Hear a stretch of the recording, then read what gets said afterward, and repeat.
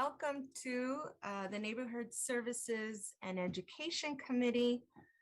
And I believe we just met quorum. I hope everyone had a wonderful summer and we're ready to rock and roll for the rest of the fiscal year here. I think Gina will be handling our public speakers and Ruth will handle our roll call. So Ruth, would you call attendance, please? Jimenez. Present. Cohen. Esparza. Carrasco. Arenas. Here. I see Councilmember Carrasco, but I don't think we can hear her. Present.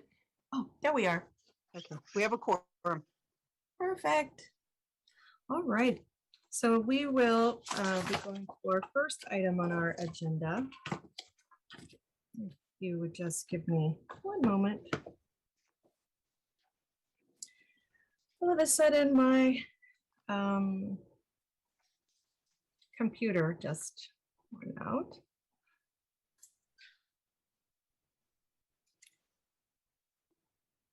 Ruth, would you help me with the first item on the agenda while my computer gets back? Oh, there it is.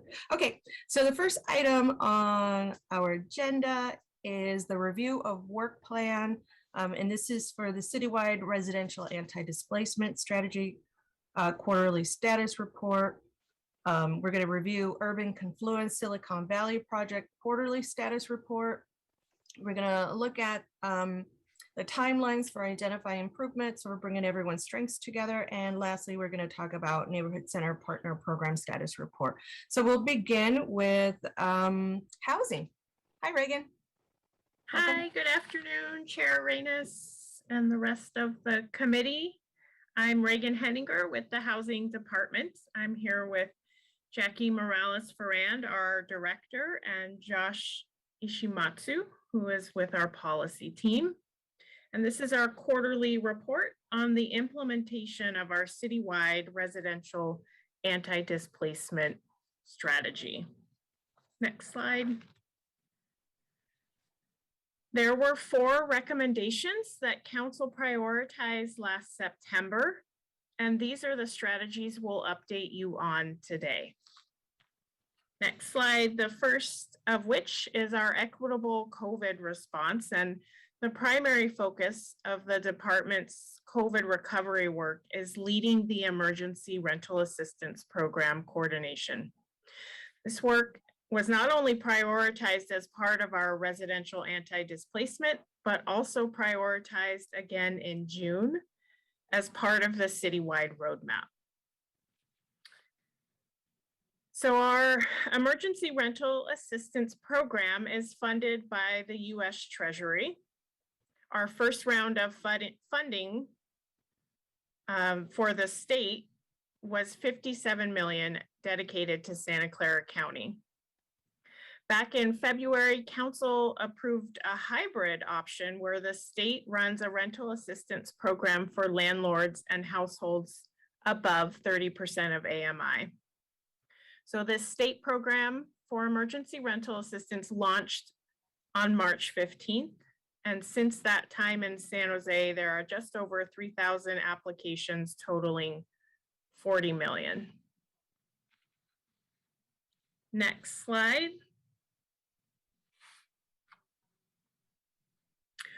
The local program, managed by the city, the County Office of Supportive Housing, Destination Home, Sacred Heart, and 46 grassroots partners, launched in May. This local program is focused on extremely low-income households in areas that are heavily impacted by COVID-19. The local program launched 2 months after the state, and you can see here we're not too far behind from the state. We have 2,279 applications submitted, totaling 21 million. And this is just San Jose applications. It doesn't include countywide. And these are our top 4 zip codes that are accessing the program. Next slide. So critical to the rental assistance program is the eviction moratoria. Having protections in place while the rental assistance programs get the funding dispersed to our most vulnerable households is essential. So the state moratorium expires September 30th, and the administration will return to City Council in September with an update on what actions, if any, can be taken at that time. Next slide. So with the moratorium expiring, we are making every effort to get rental assistance funding dispersed as quickly as possible. We are expanding capacity. The City Hall Help Center opened last week and is providing assistance with applications. We'll open a second help center at Franklin McKinley School District offices in the coming weeks. And following that, we're also adding temporary staff from our vaccine sites who will move over to the housing department to work on the rental assistance program and help with application submittals. The county has added disaster service workers who are now providing assistance with applications and also application review and approval. And then we have 9 additional partner agencies that are adding capacity to review and approve. Originally, they were doing just application submissions. And then finally, we are happy to announce we're able to expand legal service capacity. We're working with Law Foundation to expand capacity. Using American Rescue Plan funds, we'll be ramping up, working with Law Foundation to ramp up their services by about 40%. And with this expanded funding, it is our goal that every tenant in San Jose who needs access to some legal services will have that access. And so now I'll turn it over to Josh to update you on the 3 remaining priorities.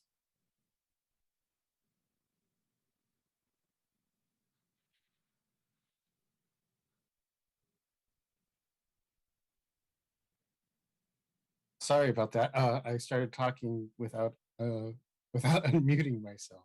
But before I get into the technical details, I just wanted to say a little bit about Ketzel Gardens to illustrate the importance and the urgency of the tenant preference work to help mitigate displacement. So Ketzel Gardens is a 70-unit affordable housing project on Alum Rock near King. And this is a project that in many, many ways is a positive case study. It was embraced by the local community, in part, with the hopes that residents would be able to be served by the project, that community residents would be able to be served by the project. So this is a 70-unit project, like I said, and it had almost 3,000 initial applicants for the housing. There were over 350 applicants from the zip code 95116, which is where the zip code where the building is located. And over 200 neighborhood residents received direct assistance from Somos Mayfair in submitting their applications. So despite this, this groundswell of support and interest from the community, no tenants from the neighborhood were able to get housing at Ketzel. And this is because of the rules that affordable housing developers have to follow and lease up. And because there was no tenant preference ordinance in place, for them to prioritize people from the neighborhood. This is a case where the developer and the community and the community-based organizations did everything right and followed the existing laws. They generated lots of excitement for the project. And yet, in a community where affordable housing is deeply needed, a new affordable housing project did not end up benefiting the community in the ways in which it was intended.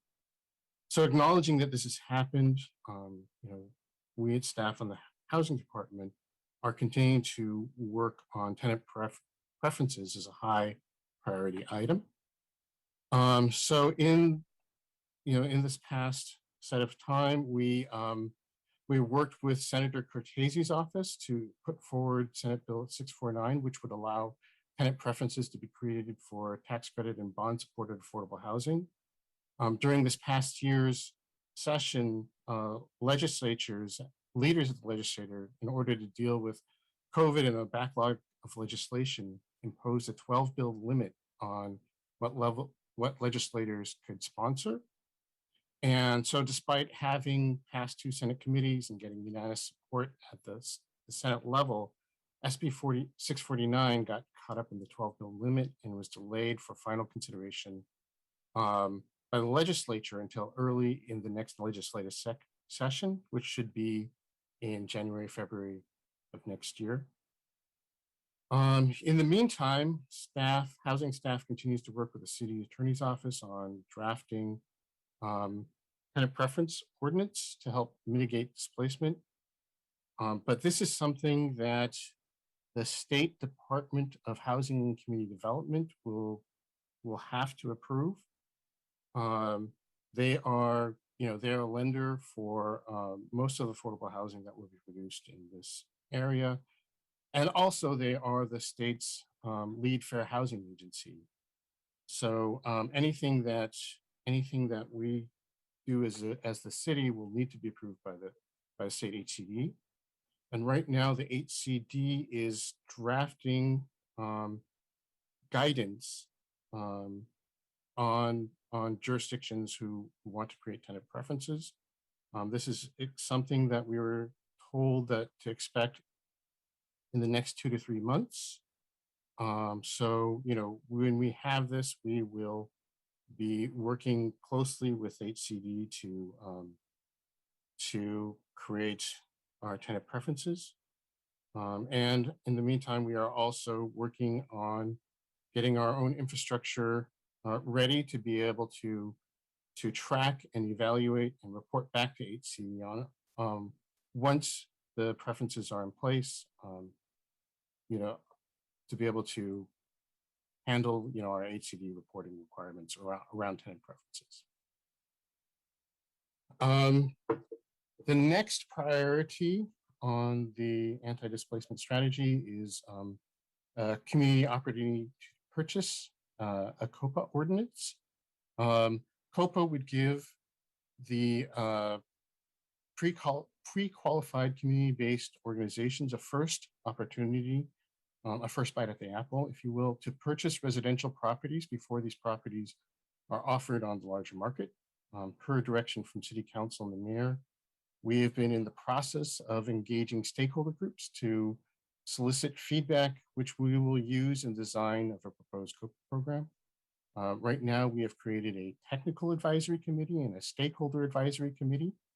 The technical advisory committee is a smaller group. Usually that's about 20 to 30 people who attend that meeting. We've had 5 of 7 planned meetings to date. The list of people who have been participating or groups that have been participating is on the screen. The stakeholder advisory committee is a larger group. Usually we have about 50 to 60 people who attend that meeting. And it's more open. We send out a broader invitation to our anti-displacement list, and there are more members of the public who attend that, but also many of the same groups who attend the TAC committee also attend that. We are looking to wrap up these series of meetings within the next approximate month by late September. In addition to the TAC and the SAC, these regularized meetings that we've been having, we have also been having focus group meetings with specific groups of stakeholders, apartment building owners, brokers, lenders, different policy groups, realtors, tenant groups, for more in-depth and specific input. Somos Mayfair has been doing a parallel process where they've had a series of of community meetings in Mayfair and across the city.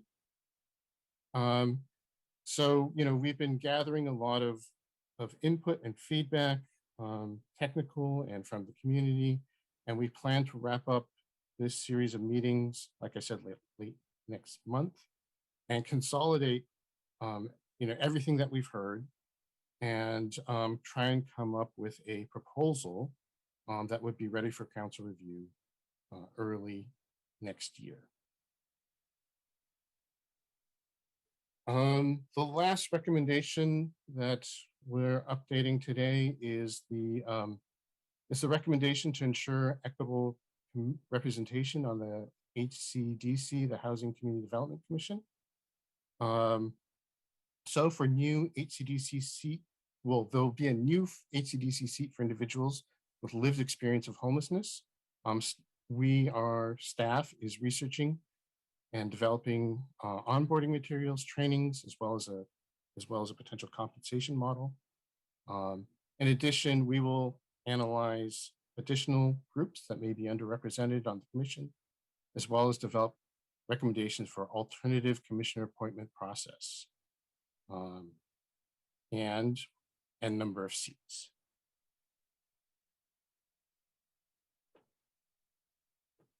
So sum everything up. COVID response and equitable COVID response. We continue to oversee emergency rental assistance, operating the eviction help centers. We will return to council with regards to the eviction moratorium. Tenant preferences, we will continue to work on the SB 649. We are getting data crunched for our HCD approval for our proposed tenant preferences. And we're working with the city attorney's office. We will be working in the next 3 months to draft the city ordinance with the city attorney's office. COPA, we will continue and wrap up with our working group meetings. We'll complete our research and focus groups, and we will come up with a draft for council review. And we will, for the HCDC, appointment of a lived experience commissioner, we'll finalize recruitment, training, and all the different plans that we are setting in place, and draft recommendations for alternative appointment process and number of seats, and work with the city attorney's office on drafting any municipal code amendments that would accompany that. So, thank you.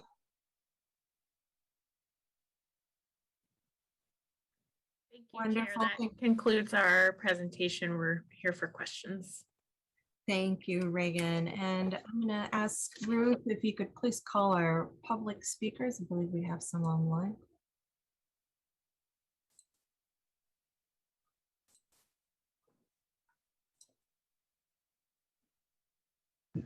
Good afternoon.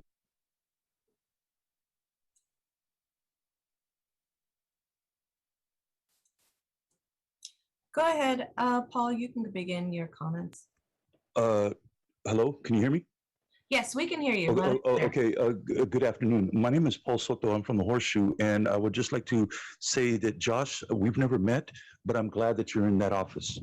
I am very confident that your reporting on these issues is going to be accurate, it's going to be concise, and it's going to be delivered in a way that I can fully metabolize. So I just want to extend my gratitude for your reporting. Secondly, is that I'm working with RCD that has a project that's going in my barrio, right there in the Horseshoe. And what happened in Ketzel Gardens will not happen there. I guarantee you it will not happen there. I don't care what the state has to do. What I'd like to see is some arm twisting, because the people that have suffered the most must have priority. And the fact that the powers that be have not advocated for that in anticipation of something like that tells me that there's a disconnect. That's why I'm here. I can't even, it's hard for me to contain the level of moral outrage and disrespect that I feel for that going in Si Puedes. and a complete, just a humiliating slap in the face. One of the reasons, Somos has no business on those panels. Absolutely no business. They collected millions of dollars from Google in order to message, and they were silenced. I have factual proof of that. Okay, and so they have absolutely no business on those panels. They are compromised. Secondly, is the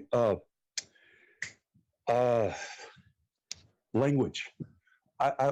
We need a definition of equity. We need a workable, objective definition of what that word means so that we as a public know how that word is applied. Because I pay very close attention to these meetings. I pay very close attention to every single word, how it's structured, what it's mean, the context in which it's used, and all of those things, you're able to extract information. If you leave things vague and ambiguous, then the definitions become subjective. I'm not trying to deal with subjectivity. I'm trying to deal with facts. And so I would like definitions changed or at least explicitly articulated. The only legitimate, personally, of all of my research and all the things that I do, personally, South Bay Land Trust, they are the ones. They are the most reputable, because these people are not compromised at all, nor am I. I collect no money from nobody. That's why I can speak as boldly as I can. These other. Thank you, Paul. Mr. Beekman. Go ahead, you can begin your comments. Hi, thank you. Blair Beekman here. Thanks for Paul's words. To simply try again to pass along and to try to make clear, it is my understanding that county eviction moratoriums can supersede California state law and may actually last 90 days after the date of December 31st, 2021. This would be March 2022. Housing Director Jackie Morales-Ferrand in San Jose City government can possibly set good local precedents for the entire state and for local tenants not to be sued after certain parts of the state of California eviction moratorium expires September 30th, 2021. A reminder that apartment landowners and landowners should be mostly guaranteed their money through newly formed California state subsidy programs. Please consider how this can help neighborhood community peace and harmony, and that people don't have to be hurt. I thank you for these decent efforts by San Jose City government. To also remind, city government and city council has the power to create emergency measures and can call a special council meeting at the time of September 30th to possibly override certain portions of the California state eviction moratorium law, so tenants do not have to be sued by their owners at that time. And to give an example of some of the new large upcoming federal and state subsidy programs waiting to develop for the future of local Bay Area communities, for decades now, it has been only 1 in 3 homeless in transitional housing that can afford to move into more permanent housing. New large subsidy programs can subsidize and pay for permanent housing that most homeless could not afford in the past. Money is not everything, but this program may be a game changer. These sorts of subsidy programs need to be focused, responsible towards their good intentions and not simply used as tools for the real estate industry. Offer your own constructive good input where you can. We all need good advice on how to move forward in this new era of COVID-19. Thank you. Thank you, Mr. Beekman. And Tessa Woodmanson. Thank you very much. This is Tessa Woodmansey. I'm looking for my clock. You can hear me. Okay, good. All right, good. Thank you so much. Well, you know, I've been listening to Paul Soto posted a video on the Native Americans and how they were mistreated by Juniper Serra, and they became slaves to Juniper Serra. And they, you know, that's what happened. They took their land. They took their land. As we came in, the Europeans came in as, you know, under the guise of the Christian church, but there were guns, and that's how they took the land, and they became slaves to the missions. And then I've been hearing also another program when we're trying to melt down the Thomas Fallon statues, and the elder that was there talking, the female elder, saying that we want Mother Earth back. We want our Mother Earth back, that our lands have been taken. And I'm seeing that throughout the city of San Jose, how lands have been taken. that Emma Prush lands were taken to put on to put in a highway. The Future Farmers of America land was taken over by Lincoln High School to put in residential housing, big, beautiful, single family homes. It happened at Barrick in Santa Clara and the border of San Jose. We have lost land. We lost 17 acres that was part of the regional environmental from the UC system. We lost that. And we got like 1 little quarter acre. They put an agri-hood there. Well, I'm claiming that we need to buy land to grow food. And that's why I'm saying 615 Stockton Avenue, that we need to grow food on land and we need to start giving back people the land. And that, we can't be not, our climate crisis that is really real and Siberia is burning now. It's an uncontrolled fire. It will never stop. We need to start becoming a local economy, a hyper-local economy of growing food locally. Not like Bill Gates says we have to engineer a technology fix with, making airplanes green. No, we need to start the greening of America. That is it. It's growing food locally. We need to buy that and have it be a demonstration project for growing. Thank you, Ms. Woodmansey. And I'm going to go back to my colleagues now. And I don't see any hands up on this item. So I am going to ask some questions in the meantime, in case somebody else has them. Thank you so much for the report, Reagan and Josh.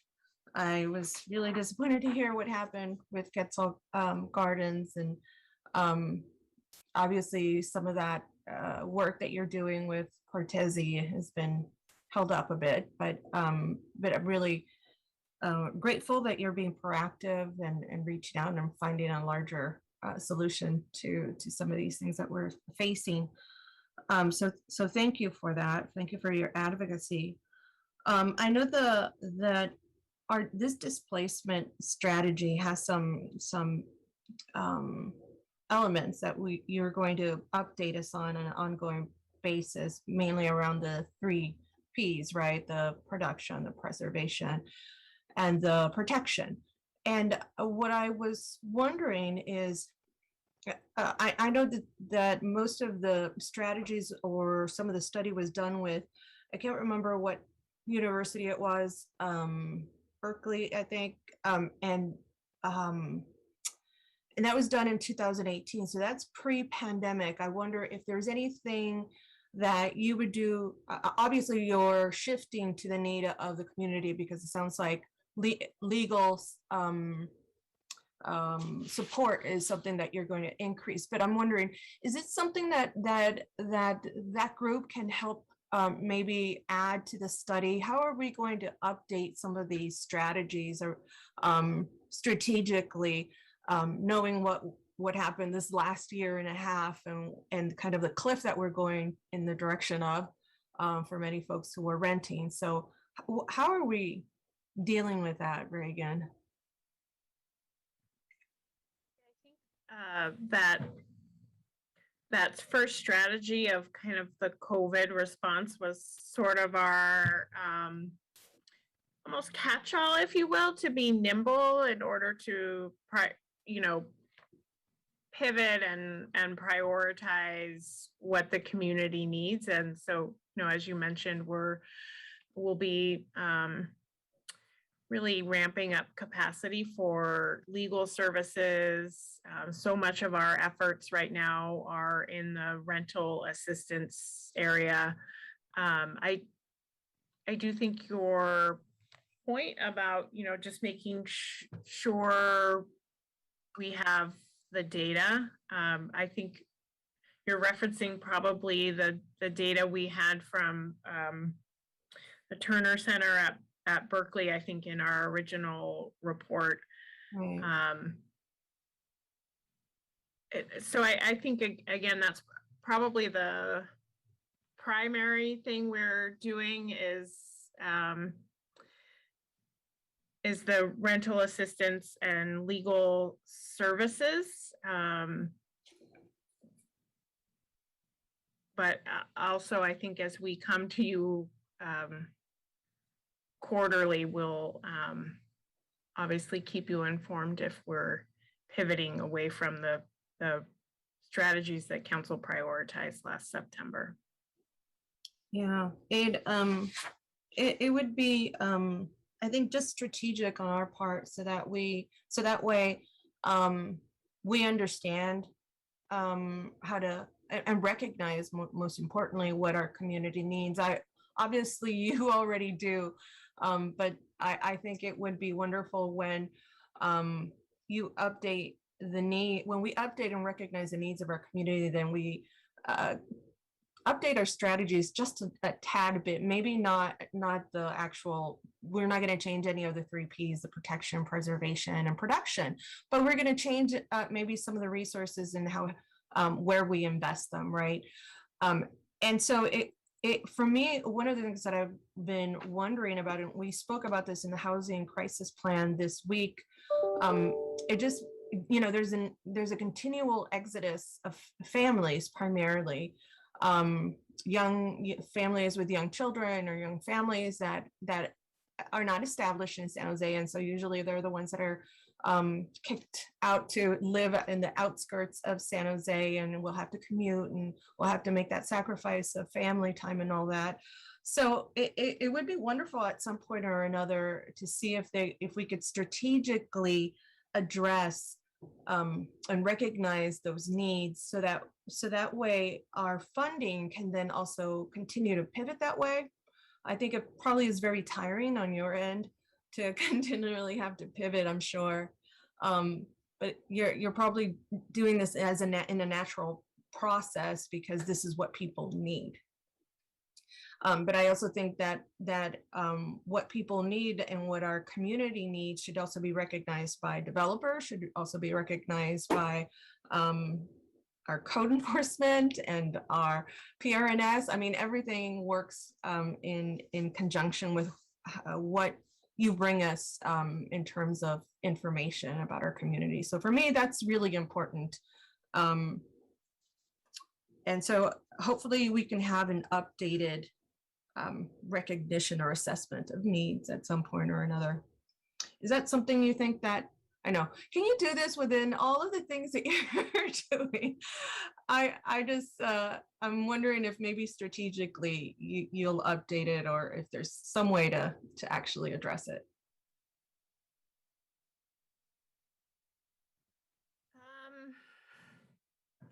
And we can talk offline. Yeah, right? maybe we could do that, council member. I'm not Yeah. sure I have the answer right now. No problem. I think the whole country is also scratching their heads and trying to figure out just naturally pivoting in the way that you have showed in your presentation. So I'm really grateful for that. That's the end of my questions. Thank you for all the work that you're doing, for really being out there for us and lifting those voices of the residents in our community as a whole. I don't see any other hands, so I'm going to ask for a motion, please. Motion to approval. accept. Second. Wonderful. And I think Gina or Ruth, if you would please call our roll for that vote. Jimenez, Yes. Esparza, Yes. Carrasco, Aye. Arenas. Yes. Thank you. Thank you, Ruth. All right, so we're going to move on to the next item, and that is Urban Confluence Silicon Valley Project Quarterly Status Report, and this is from our Parks and Recreation Neighborhood Services Department. Go ahead. Good afternoon, Councilmember Arenas, Nicole Burnham from Parks, Recreation, and Neighborhood Services. And I am going to screen share. I have so many windows open that I couldn't find Zoom couldn't find my presentation.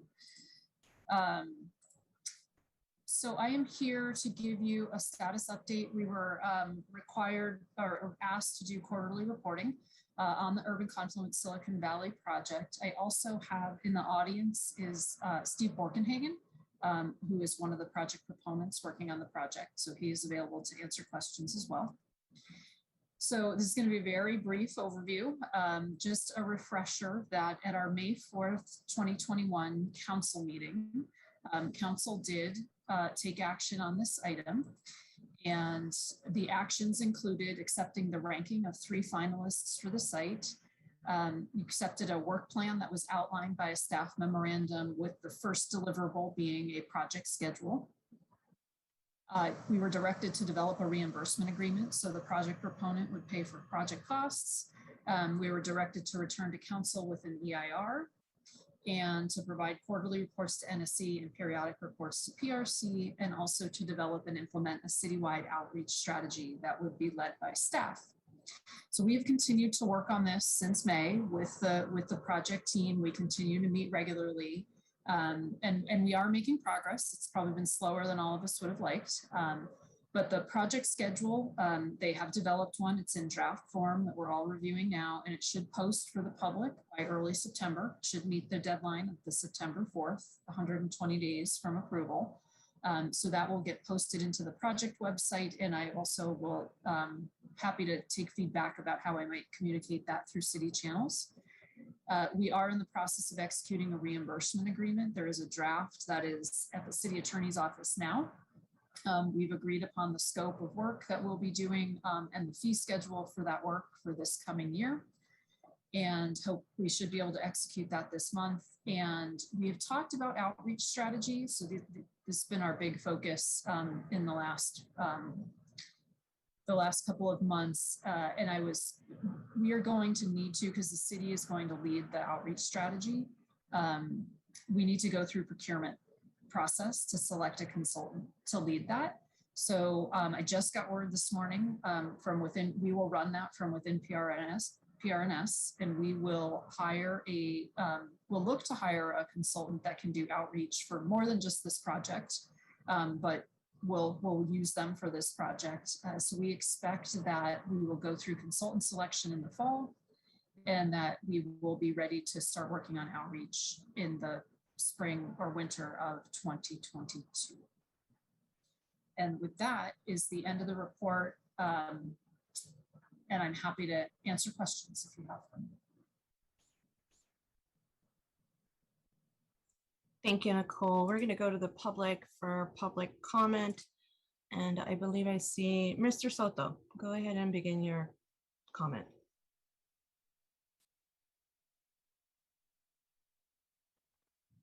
Thank you. I grew up in the barrio that's right next to that where you want to put this. I want you guys to start telling the truth, Nicole. You ain't saying the truth. This is a building. This is an actual building. It's not art. Okay, so number one, there's lying. There's duplicity involved. And that tells me something. Because you're lying and because you're saying that this is, it's a work of art, that's domination.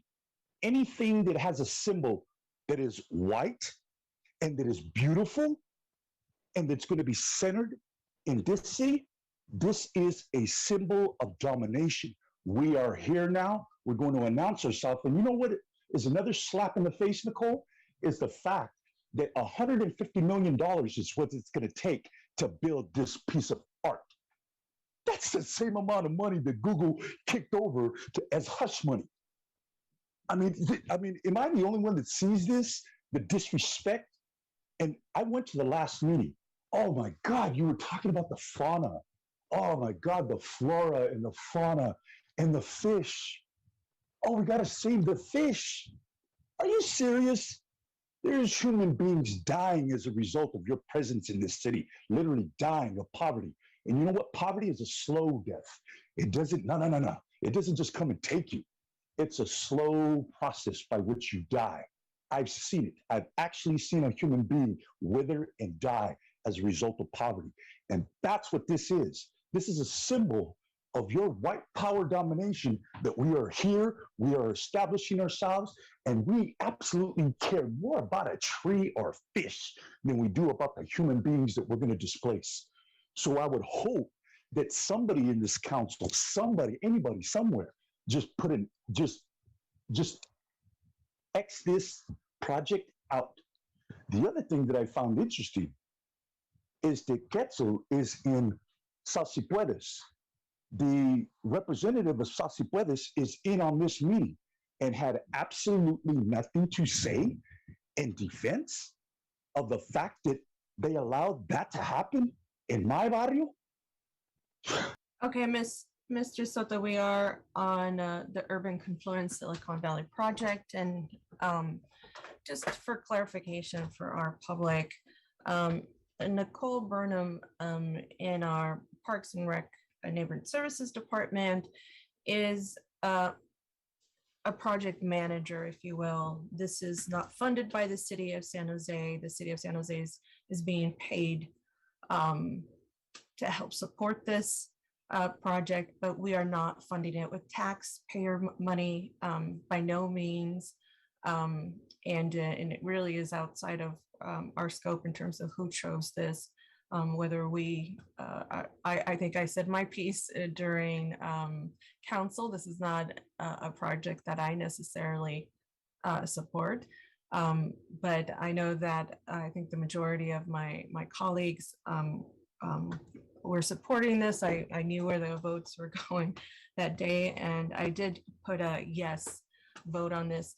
I am very leery in terms of, and I've already expressed this, of the time spent from staff, but I'll hold my comments and hear from Mr. Beekman. Mr. Beekman, go ahead and begin your comments. Hi, thank you. Blair Beekman here. This is interesting. I really appreciate the words of Paul Soto, and from yourself, Councilperson Armanis. I think you've offered you've offered some good guidelines, basically, how to be considering this project. And it's sad when people put their time and effort into art and beauty and it's rejected. And it's rejected based on, based on old belief systems that a person felt they were okay with, but meet up with some amazing opposition.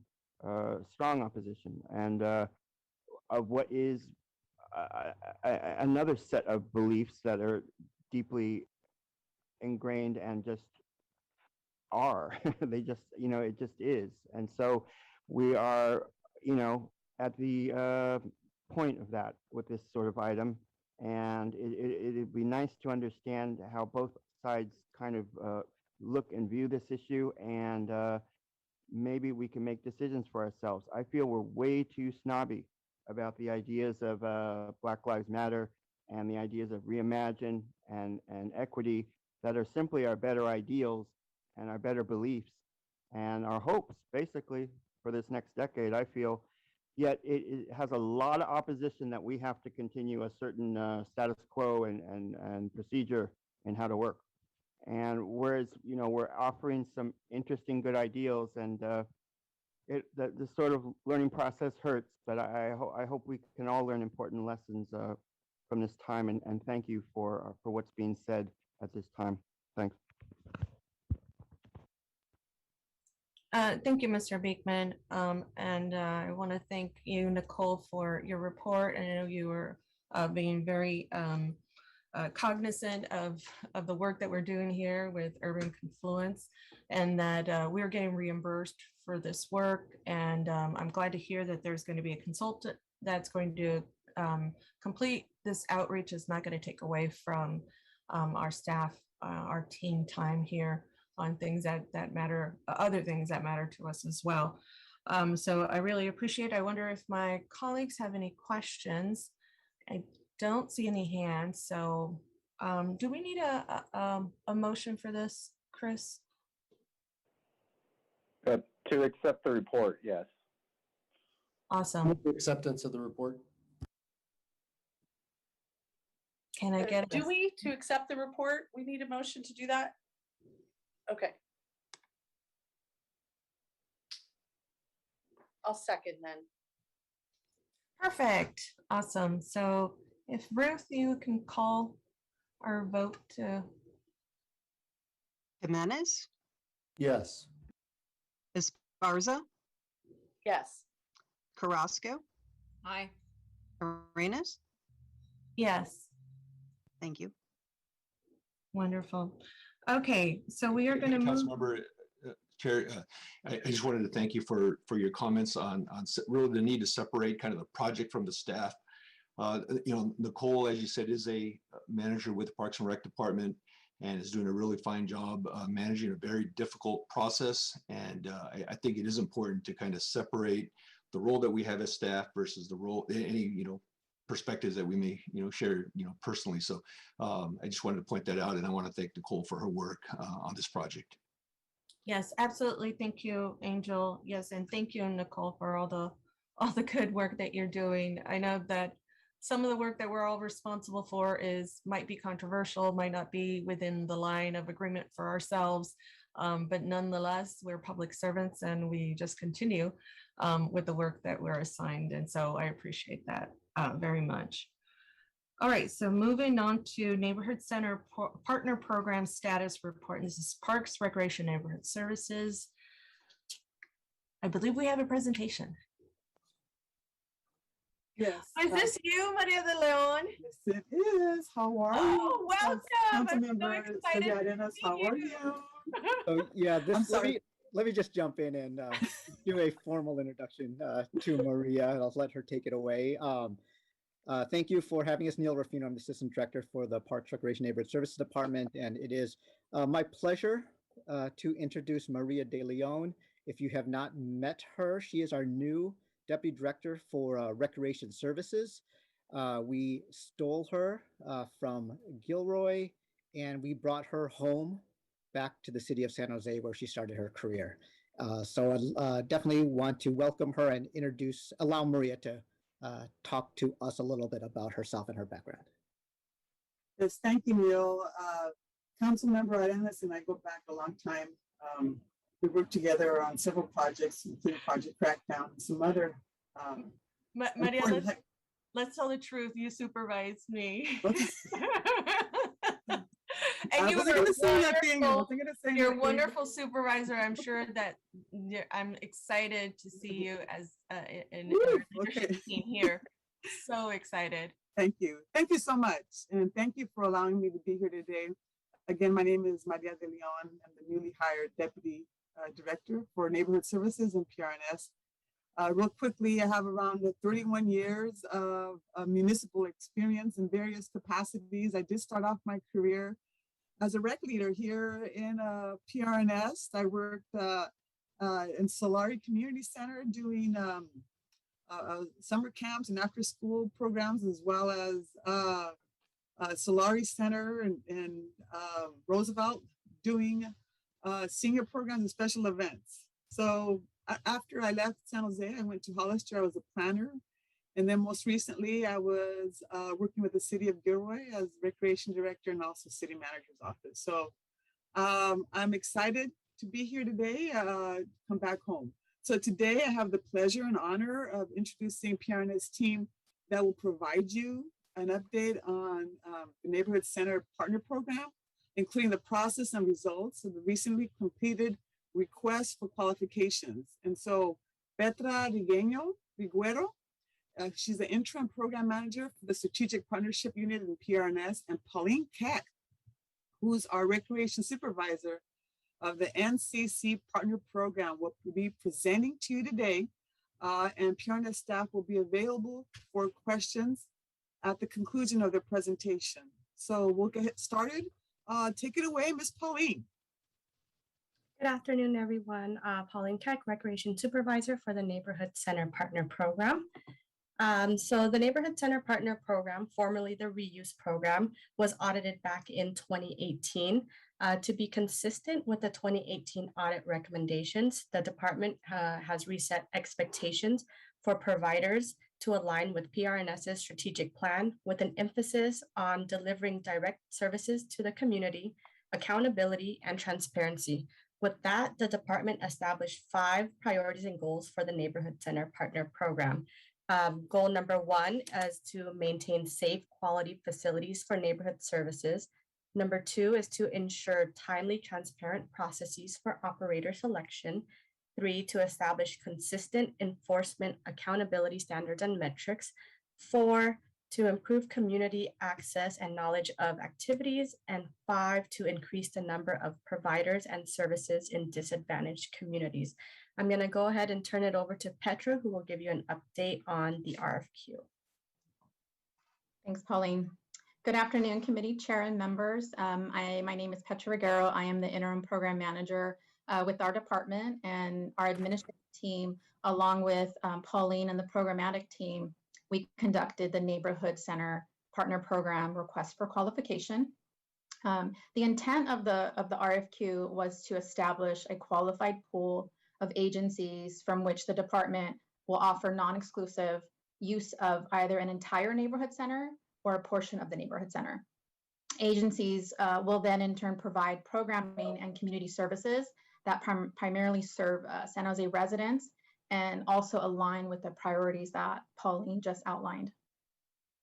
The RFQ was initially scheduled for release in March of 2020, but due to the pandemic, we suspended that release.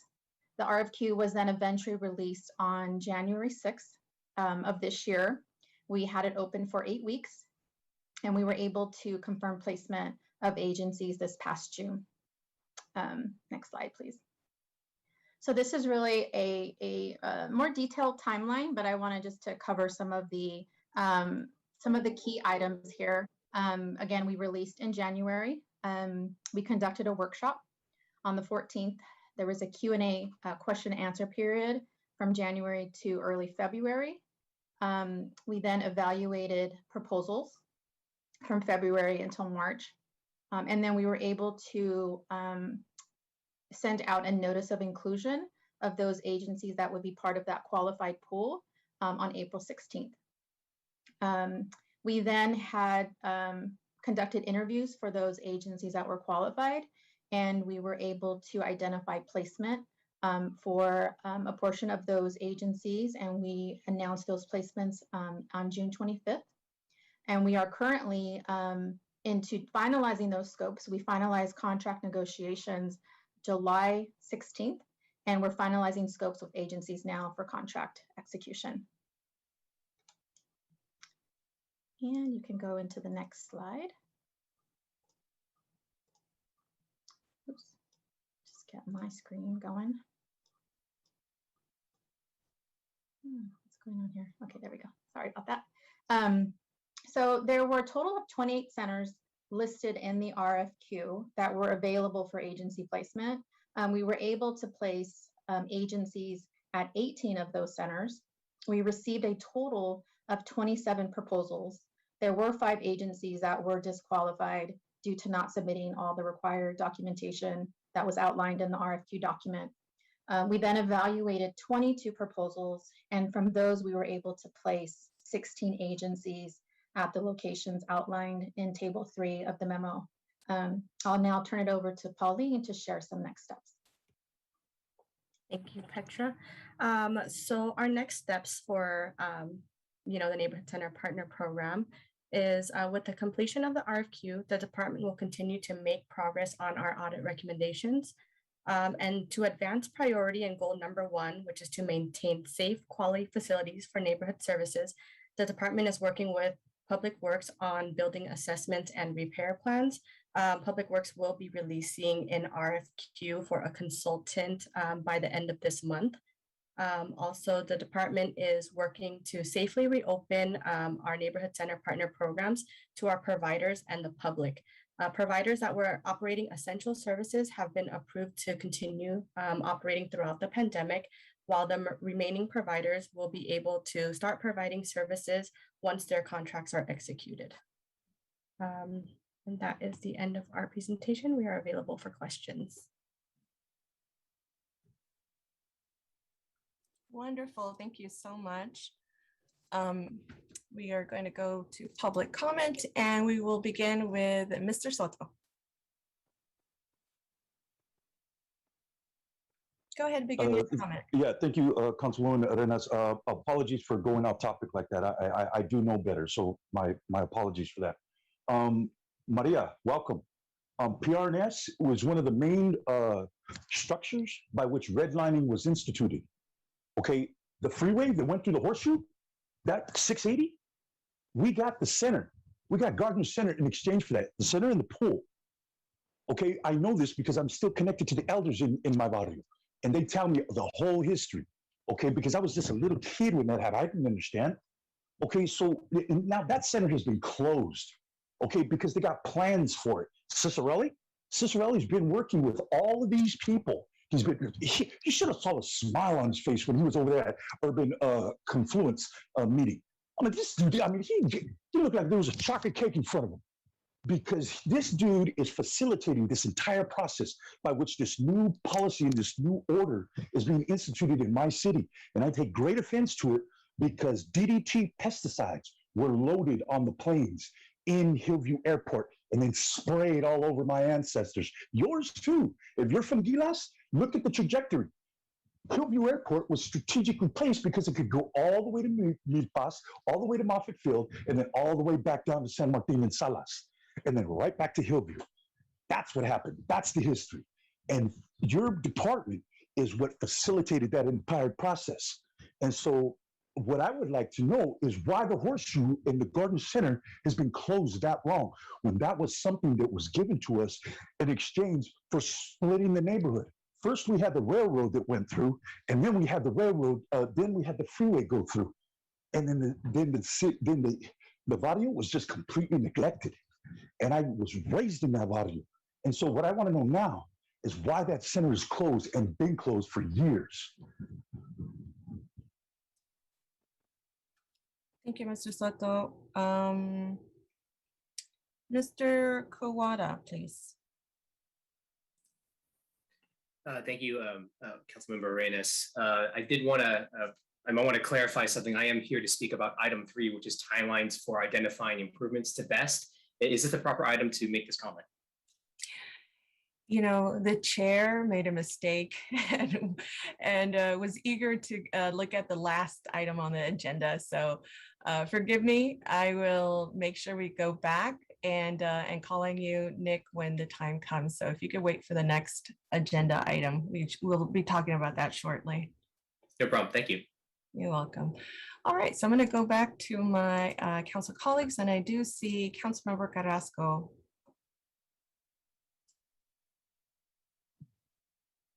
I'm sorry. Councilmember Carrasco, I thought I saw your hand up. No, thank you. And I appreciate, I guess I'll just say I appreciate the comments made by those that have called in. And welcome, Maria. It's nice to, I haven't had that kind of long history with you, but I want to get in on some of that action because it looks like you guys had a great time. So, but thank you so much for making the choice in coming back to the city of San Jose. You know, especially in our parks department, having great people who have had the experience and who love the community, who truly love the community is essential for the work that we do. But thank you for the report, staff, and I will hold back on my comments until the next. Thank you, council member. So I do have a couple of questions. I think there isn't any other questions here. One of the questions that I have is about the rating. It perplexed me to see that YWCA was numbers, I think at 16 out of 22 or something like that. And you know, this is a very solid, long established agency. And so I know it had to do more with some of the physical requirements of a center for childcare. So why would we rate the applicant low based on the facility?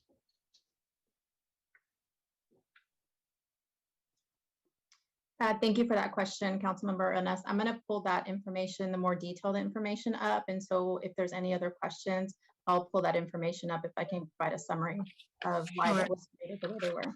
Thank you. And the other question that I had was around, I know that this RFQ list or this pool of qualified applicants extends to 2029. Would that mean that any of those applicants that that weren't on this list, the 5 disqualified, can't possibly get back on. And I'm just wondering, not that I'm advocating for anybody to get back on. It sounds like it might have been a technical issue, like somebody didn't submit paperwork or something. Yeah, so there was a few required documents that needed to be submitted in addition to the proposal. For example, like a conflict of interest form or a reference form. And unfortunately, there were agencies that did not complete the package. Mm-hmm. Yeah, go ahead. Chair, just to get to, the direct answer to that question, with this RFQ and going out to 2029, it is closed, at this point. So it is open for those agencies who has qualified. No agencies at this point would be back into the system. Got it. I appreciate it. I think you already know what I'm going to say next about kind of undoing some of what we did during the recession time. And I'm just going to, you've already heard this from me, I know, but just for our residents in our community who might be listening at home, what we did during the recession, and we were truly just trying to keep our heads up above water with our programs and services to maintain the most that we could and at a quality that is fitting for our community. And so what we did inadvertently, we kept some of our core community centers open, those that could afford to have to pay for programs. And so unfortunately, with that kind of decision, and it was a decision we were forced really to make because there wasn't, obviously the recession really hurt everybody. We let go of people. I know good friends that were working for the city for 10, 15 years, and unfortunately they were, last on the list and were let go and had to move on.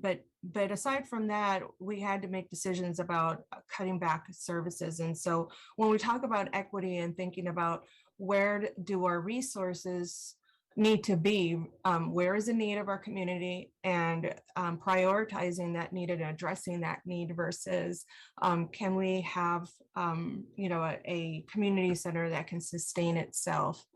And so I know that, Angela, you've been doing a lot of work of trying to step away from that kind of framework where we are addressing the needs of our community versus whether that community center can sustain itself with residents signing up for classes.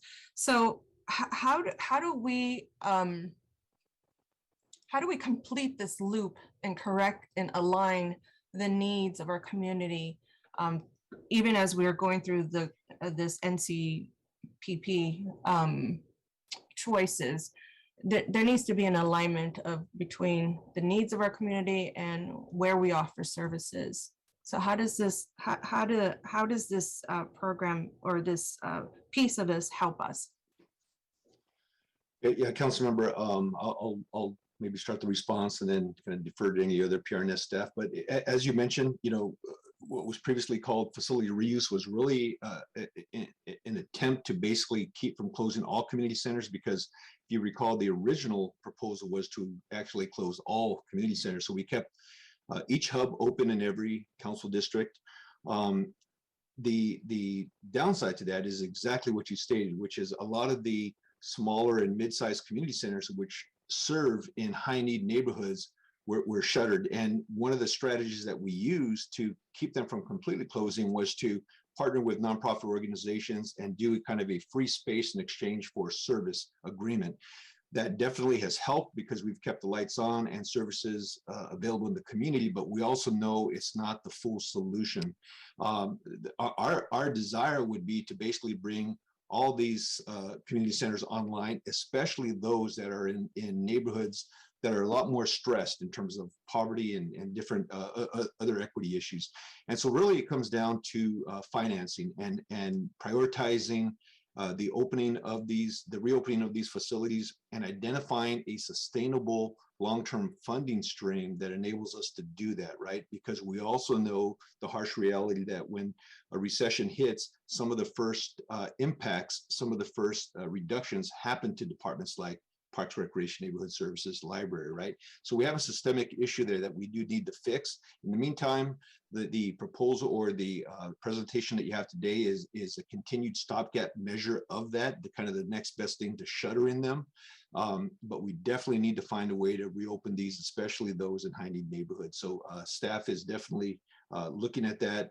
And that's, I'll kind of leave it at that for now and turn it over to Neil or anybody. Yeah, this is Neil again. I'll jump in on this. I want to thank Angel for those comments and definitely a great reflection of our long-term plan regarding not just the neighborhood centers, but our overall community center efforts as a department as well. I think over the last few years, I want to thank the NSC committee, for their support on this. The focus of being able to get some additional staff for us to shore up our administration, to show the quality of the work, because I think one of the benefits, like Angel mentioned, out of this this reality has been, our ongoing partnership with nonprofits, right? We're able to maintain and support existing ones. We're able to learn about new ones and help some of these smaller nonprofits grow as a step forward into this. But with this ability for us as administration to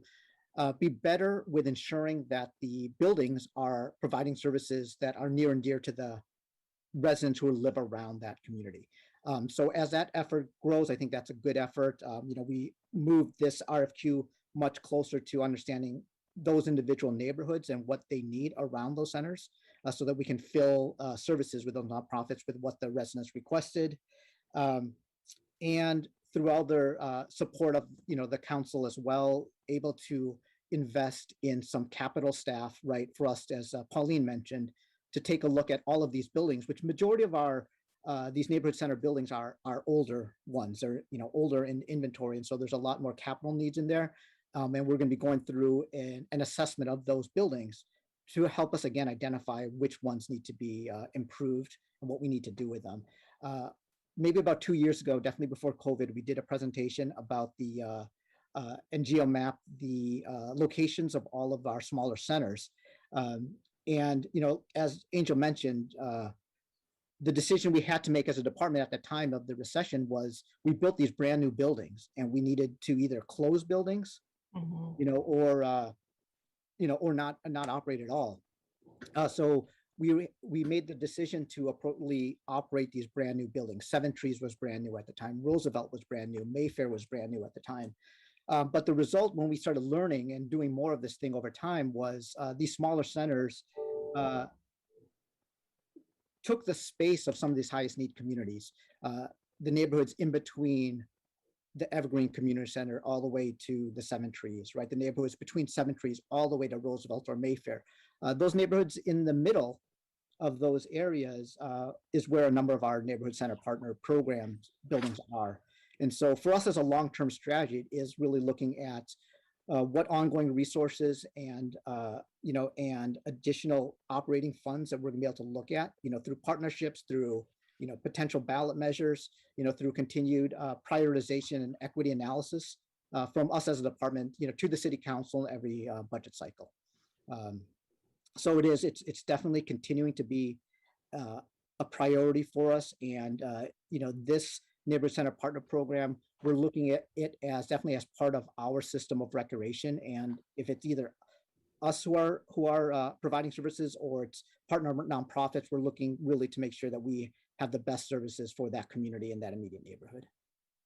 Yeah, no doubt in that. I know that the people don't tell the rest of the departments, but I always hail PRNS as one of the best departments in our city.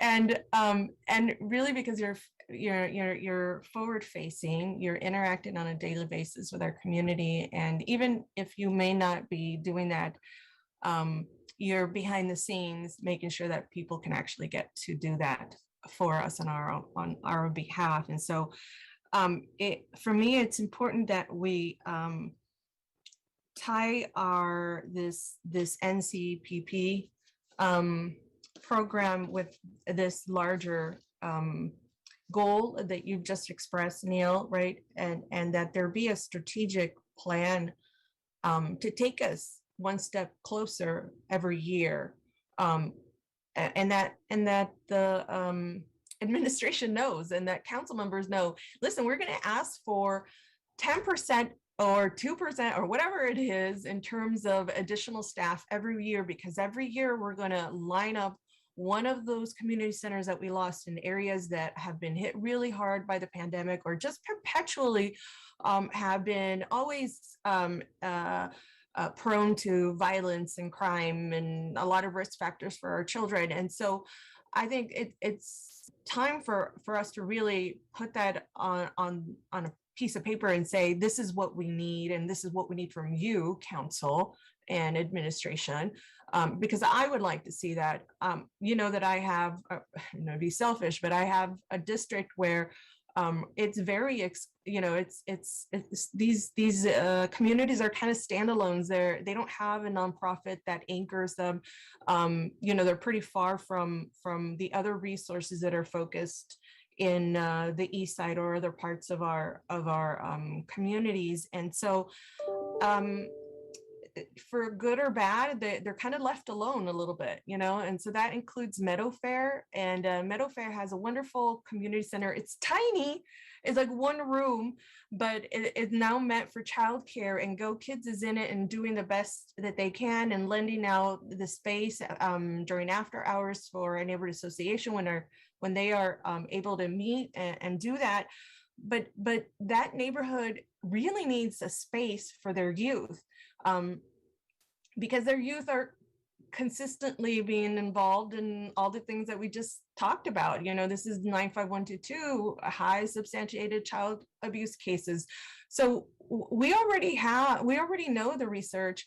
So now we just need to say to council, hopefully, and to administration, this is what we need to kind of undo what we've done in the past, and just continually add resources for that neighborhood.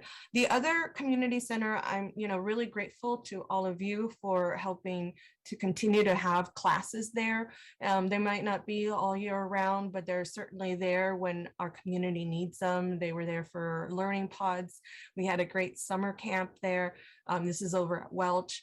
But our community needs to have a firm grasp of what's available to them, and this is very sporadic. And that's as a parent, we always need something reliable. We need to know when to expect it, so that we can fix our schedules, so that we can have either childcare or whatever it is that we need as parents. And a lot of our parents and community rely on us for informal childcare, even if it's after school programming, rock, or whatever else. So anyways, I'm gonna end my comments because I think you already know my message. I would like to see something more formal. And then Petra, we'll just talk offline on that details of YWCA.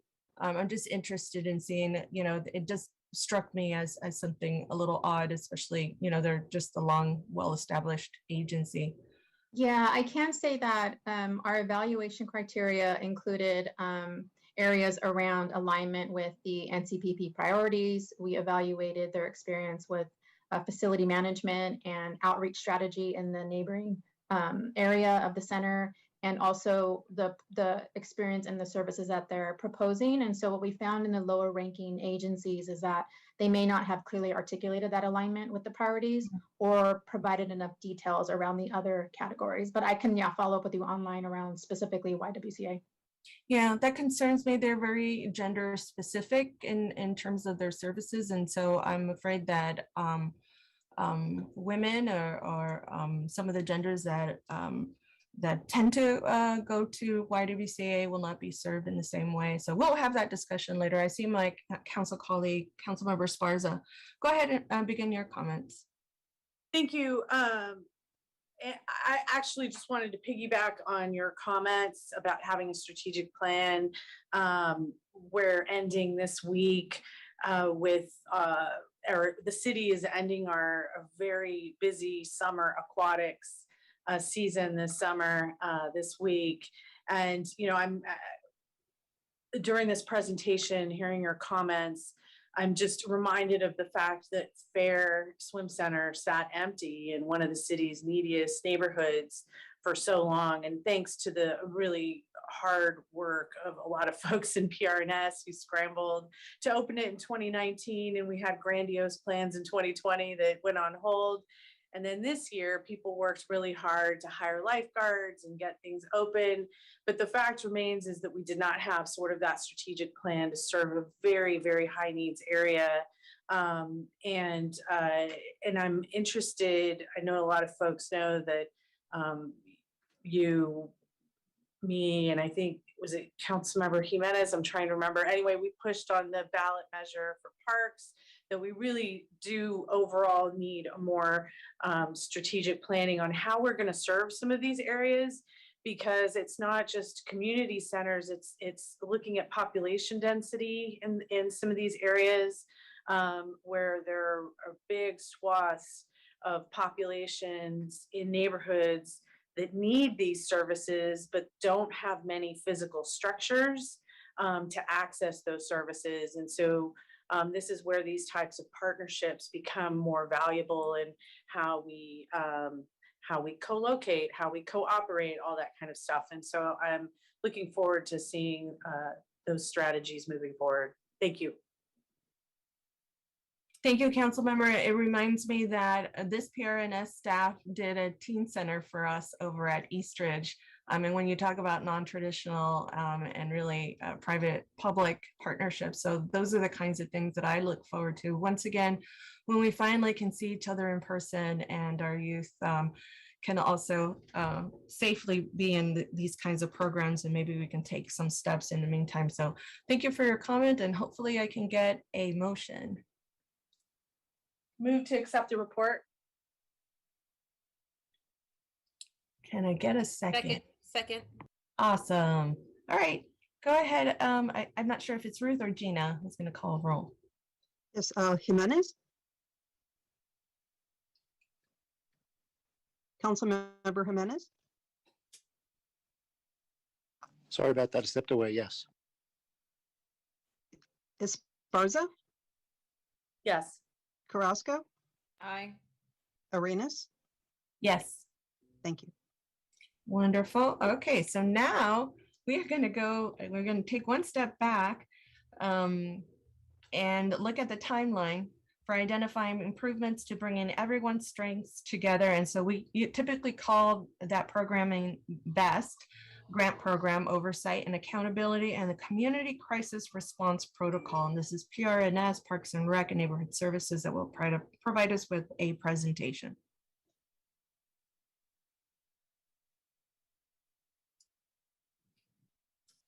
Hi, Chair and committee members. My name is Dave DeLong. I'm the Interim Division Manager for Parks, Recreation, Neighborhood Services in our Administrative Services Department. I'm joined by CJ Ryan, our Interim Administrative Officer, and Petra Ruggiero, our Interim Program Manager. As a team, we manage the BEST program on a day-to-day basis. The report you have today summarizes the progress we've made on enhancing our accountability and coordination efforts for BEST and the Crisis Response Protocol. Just to set or review the context, as you know, staff's been working with our partners to administer the BEST grant program and respond to community crisis needs throughout the pandemic. This has included renegotiating and modifying our agreements to allow for emergency response services in lieu of traditional BEST services. And during this time, gang-related violence has been on an uptick, and we've needed to activate our crisis response protocol to address the increasing rash of violence. In all of this, questions have arisen about how staff could better coordinate BEST resources and monitor partner accountability efforts. Specifically, when we delivered the Mayor's Gang Prevention Task Force annual report in March this year, the committee directed staff to provide a report in April to address several key areas, including identifying options for improving BEST oversight and accountability, identifying alternatives to units of service for measuring BEST program performance, and developing a plan for better coordinating the task force's crisis response protocol. In addition, staff was directed to propose additional resources to advance improvements in these areas through the budget development process. And in response to that, we put forward MBA number 3 for City Council's consideration. During budget deliberations, the matter was referred back to us for additional analysis, including sharpening our pencils on the amount of resources we needed and the possible use of ARP funds for one-time ads. The report you have in front of you revisits the discussion as directed by the committee back in April and the City Council in June and highlights key areas of progress.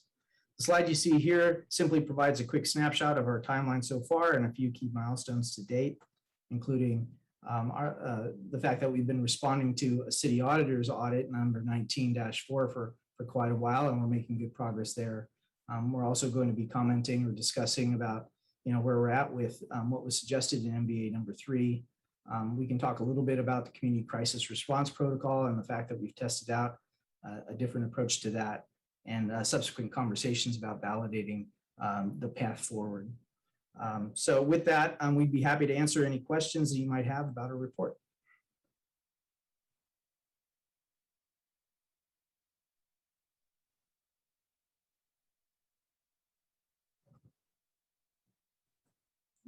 Oh, darn it. I've been on mute this whole time.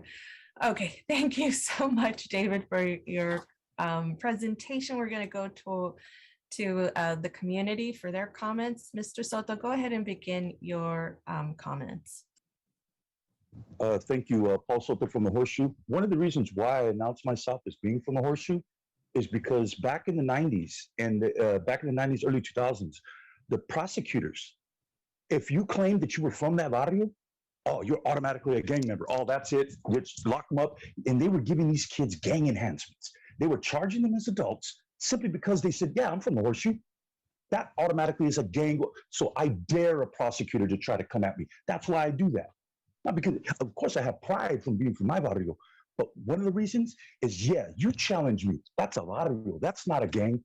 That is not a gang. Not only that, what I would like to see from your department is some accurate metrics that contribute to gang activity. Just to say that, oh, well, this is a gang activity, there's violence associated with gangs, period. That's the end of story. No. We need to start examining the social and the economic conditions of these kids.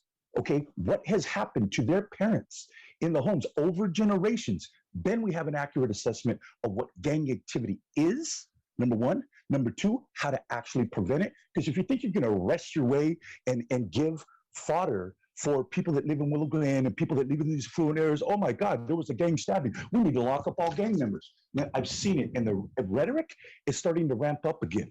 Okay, I'm tired. I had to live with violence every single day in that barrio. I lived in proximity, a 2-block area. There was 3 bars, Mares, Hollywood Inn, and Almaden Inn. There was killings and stabbings every single week. Okay, but there was no problem with that. Why? Because the neighborhood was flooded with Mexicans. They're used to it. So when I hear an affluent white complain about some homeless guy screaming, it's like, hey man, just keep walking, man. He ain't gonna bother you. But all of a sudden, this rhetoric, and you participated in it. Yeah, gangs, violence, that's it. What about the socioeconomic conditions that create those situations in our communities? I think we started talking about that. We get at the. Thank you, Mr. Soto. Next is Tessa Woodmansey. Okay, good. Thank you so much. This is Tessa Woodmansey. Thank you. So I appreciate the way you have the information on the screen. That's really helpful, that you're addressing the community crisis response protocol. You're really being educating and really helping the community be involved. And it's really important that we keep the virtualization of our meetings. That's how we have democracy. That's how we meet each other without burning fossil fuels. That is the critical thing we have to do. We must keep our virtual meetings going for our democracy. Okay, getting back to our community crisis response protocol. So that's part of it, keeping our virtual, because our community crisis is actually climate crisis. We have a climate crisis, and we are not addressing that. We dealt with COVID. Ms. Woodmansey, what? This Are you taking away my time? Are you giving me my time back? Okay, I'm talking about. I need you to stick to the topic. Okay, community crisis response. Okay, I'd like my time back. Okay, I am responding to community crisis. Okay, it's what I'm saying is that we have been delivering meals to all these people. We have food insecurity, food sovereignty. We need to have food sovereignty and food security, and that comes from growing food in our own lands. And that's what we need to start doing. And what we do not need to throw our kids back into the the classrooms to get COVID, because that's what's happening. 4 million kids are having COVID, and then they're having long COVID, long haul COVID problems. They're losing their minds, literally and figuratively. We need to pay our caregivers, ideally the mothers, to stay home and start educating their children at home and start growing food at home and start learning to live without waste, learning to live without plastic, learning to live without fossil fuels. And it needs to start in the home, and we need to educate our women to raise our children, homeschool our children, to do that in our backyards, in our front yards, in our racks, in our kitchen, to learn how to live without fossil fuels. And that's what we need to do. Thank you.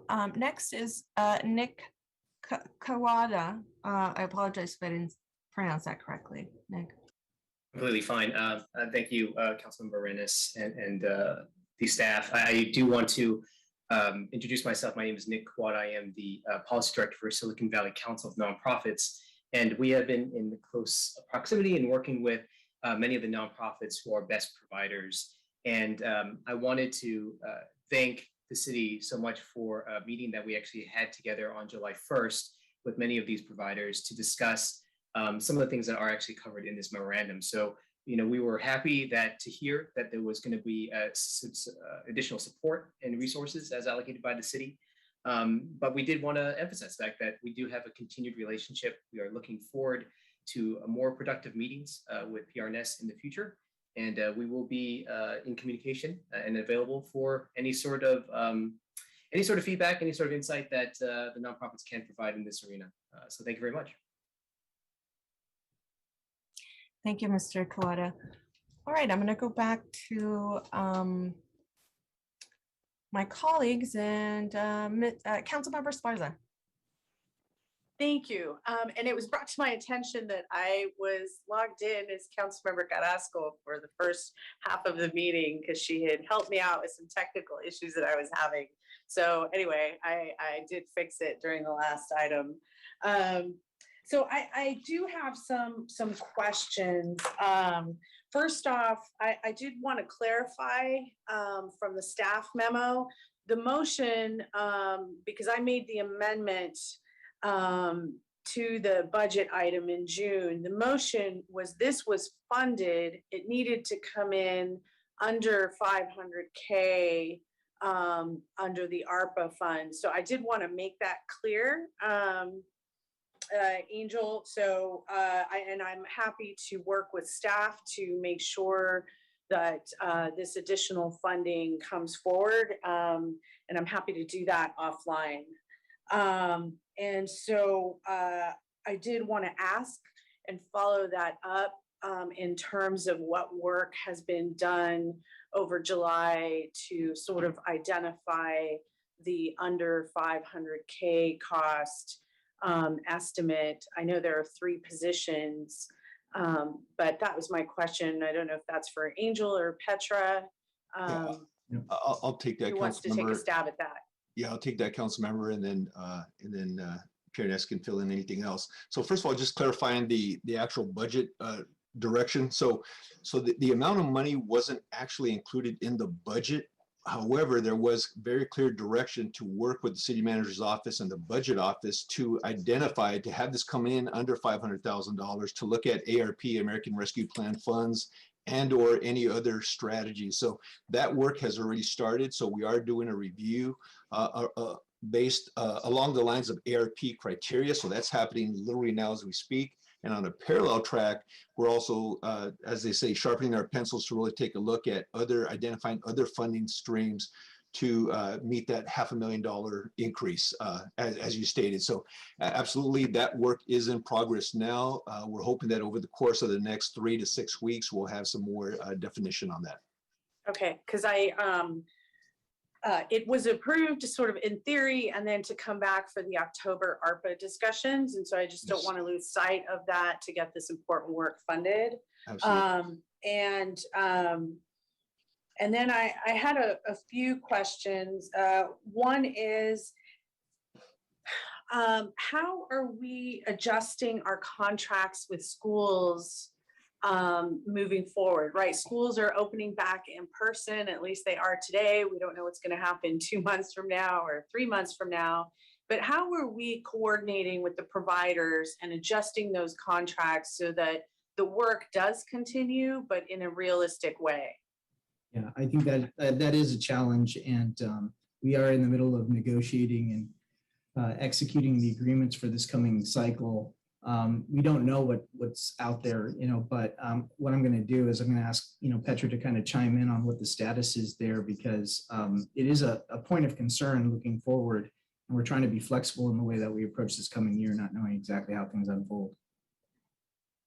Yeah, thanks, Dave. Yeah, we've been working with some of the school districts to discuss their needs and some of the schools that they would like to prioritize for this next year. So we were able to get that feedback from some of the school districts.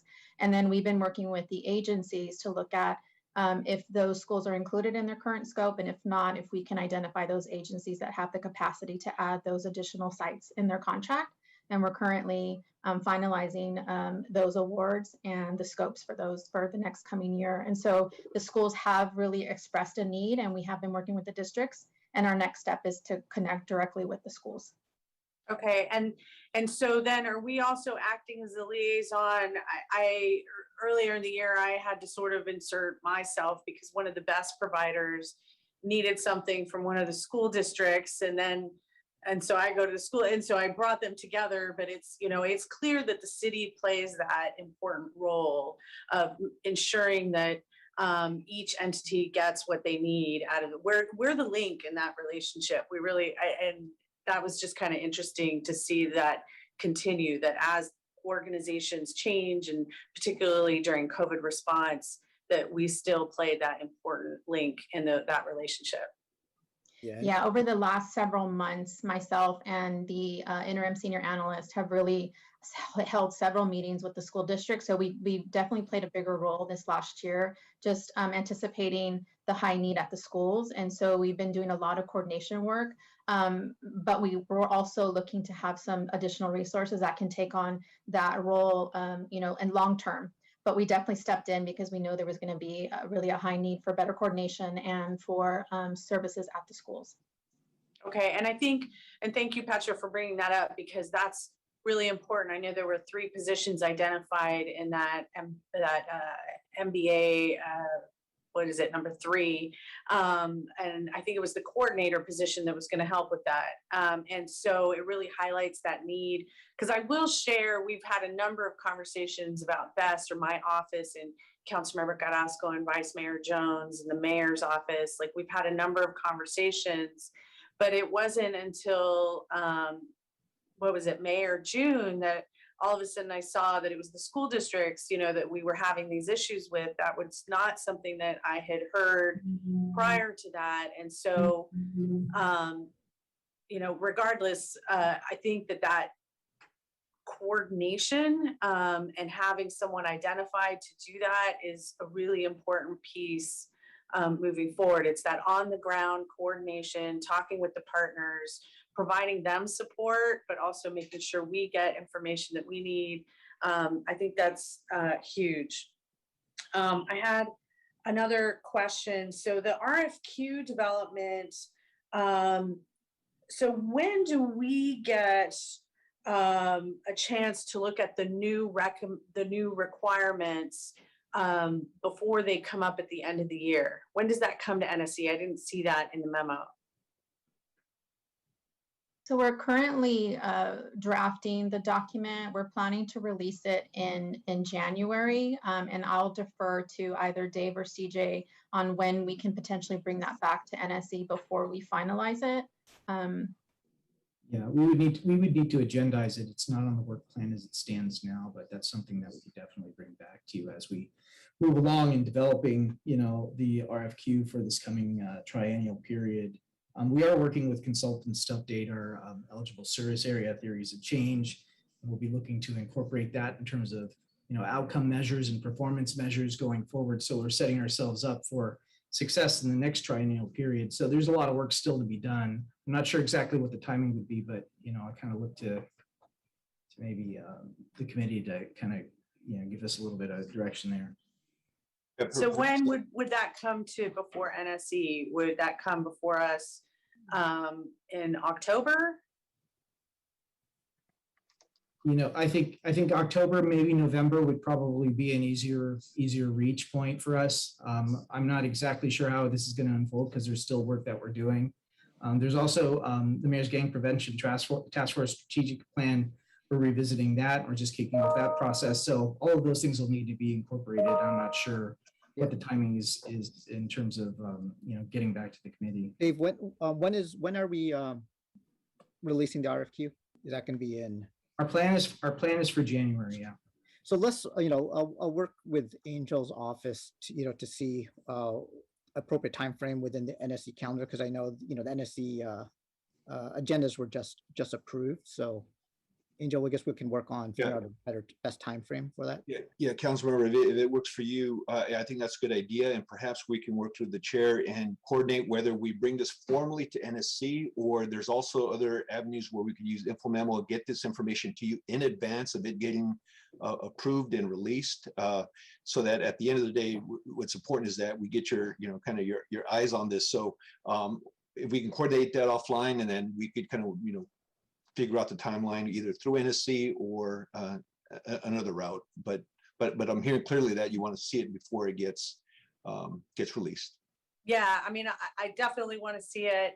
I'm not comfortable with an info memo or leaving it in an info memo. If you want to do an info memo and then a meeting, or an info memo and then NSC. But my preference is to have it come before NSC. And then I'm going to add that you know, the work is done in this committee, but I also want to be respectful of Vice Mayor Jones and the mayor's office and the level of involvement that they have had outside this committee. I know that Councilmember Carrasco also serves on NSC here, so has a chance to provide her input, but we have been working for quite some time on this, and I'd like to see it. And I do, I'm happy with that, Neil, in terms of November. I do want to make sure that our partners have time to give input, because I know that there's a lot of work. I guess what I'm trying to avoid is, I know that we have these positions that we want to hire, and we will fund that position in October. I know there's going to be a lot of work in September around this. And what I'm trying to avoid is having some sort of last minute, let's just get it done, that does not have input from the partners and from the council on that. So I'm okay with November. I think that gives some time, but I just want to be very upfront with kind of what I'm looking for. Does that make sense? Yes. Okay. And then lastly, I have had some conversations with some outside partners around leveraging private funding for this work, so that's one of the reasons why I'm pushing to get this in fall and get our city funding added to that, so that we can get these positions going, so that there are some foundations that can support the expansion of this work in the community. And so are we including the foundations? Are we including at minimum, it sounds like at minimum we're including the Silicon Valley Council of Nonprofits, so that at least they can be that link to some of the foundations that could support the expansion of this work. Are we having those conversations with them? We have not been having any kind of detailed conversations on create revenue outside of the use of the ARP funds at this point. I don't know what other avenues we might have available to us, but we definitely like to pursue them if there are foundations that are willing to step up and provide us additional dollars to augment the general fund support of what we've been talking about, to the extent that that's necessary. That would be just definitely welcomed. Yeah, you raise a good point. That's also a point that actually the nonprofit partners did bring up, you know, in terms of some of them have had challenges meeting the 20% cash match because there is a 20% match that we require best grantees to match in order to leverage the city funding. And really the genesis of that was really we wanted to make sure that it wasn't just city funding that was paying for this work, but that there was some additional fund development and fund generation and resources that would help augment this work. But given everything that's been happening, they have expressed significant concern that, hey, meeting that 20% match during these times has been pretty difficult. So your suggestion around outreach to foundations in a more intentional way, I think is a good one. So I want to be clear. I want to be clear. We paused the 20% during COVID. And I understand that I understand the historical reasons for requiring that 20% match. I'm not looking at just getting money to pay for that 20%. I'm looking at getting funding to expand the footprint of work on BEST, right? Yeah, of adding more money to what can be done. And that may or may not be the 20%, but I'm not just looking at funding that 20%. I'm looking at, great, if we reach 100 kids, can we reach 200 kids, right? Like that's what I'm looking at expanding. I realize that's a gross simplification, that we need to look at the whole system, but I want to get to more kids in more neighborhoods, right? But we need a healthy, strong system with nonprofits that are supported, with city staff that is supported to do that. And so that work is what we need to do. But ultimately the goal is to get more kids, not necessarily, that's the ultimate goal. Yeah, no, that I think that's a really good goal. I also want to be very clear that scope of work is not funded with the existing staff, which is, back to your original point as to why you were pushing for the additional funding.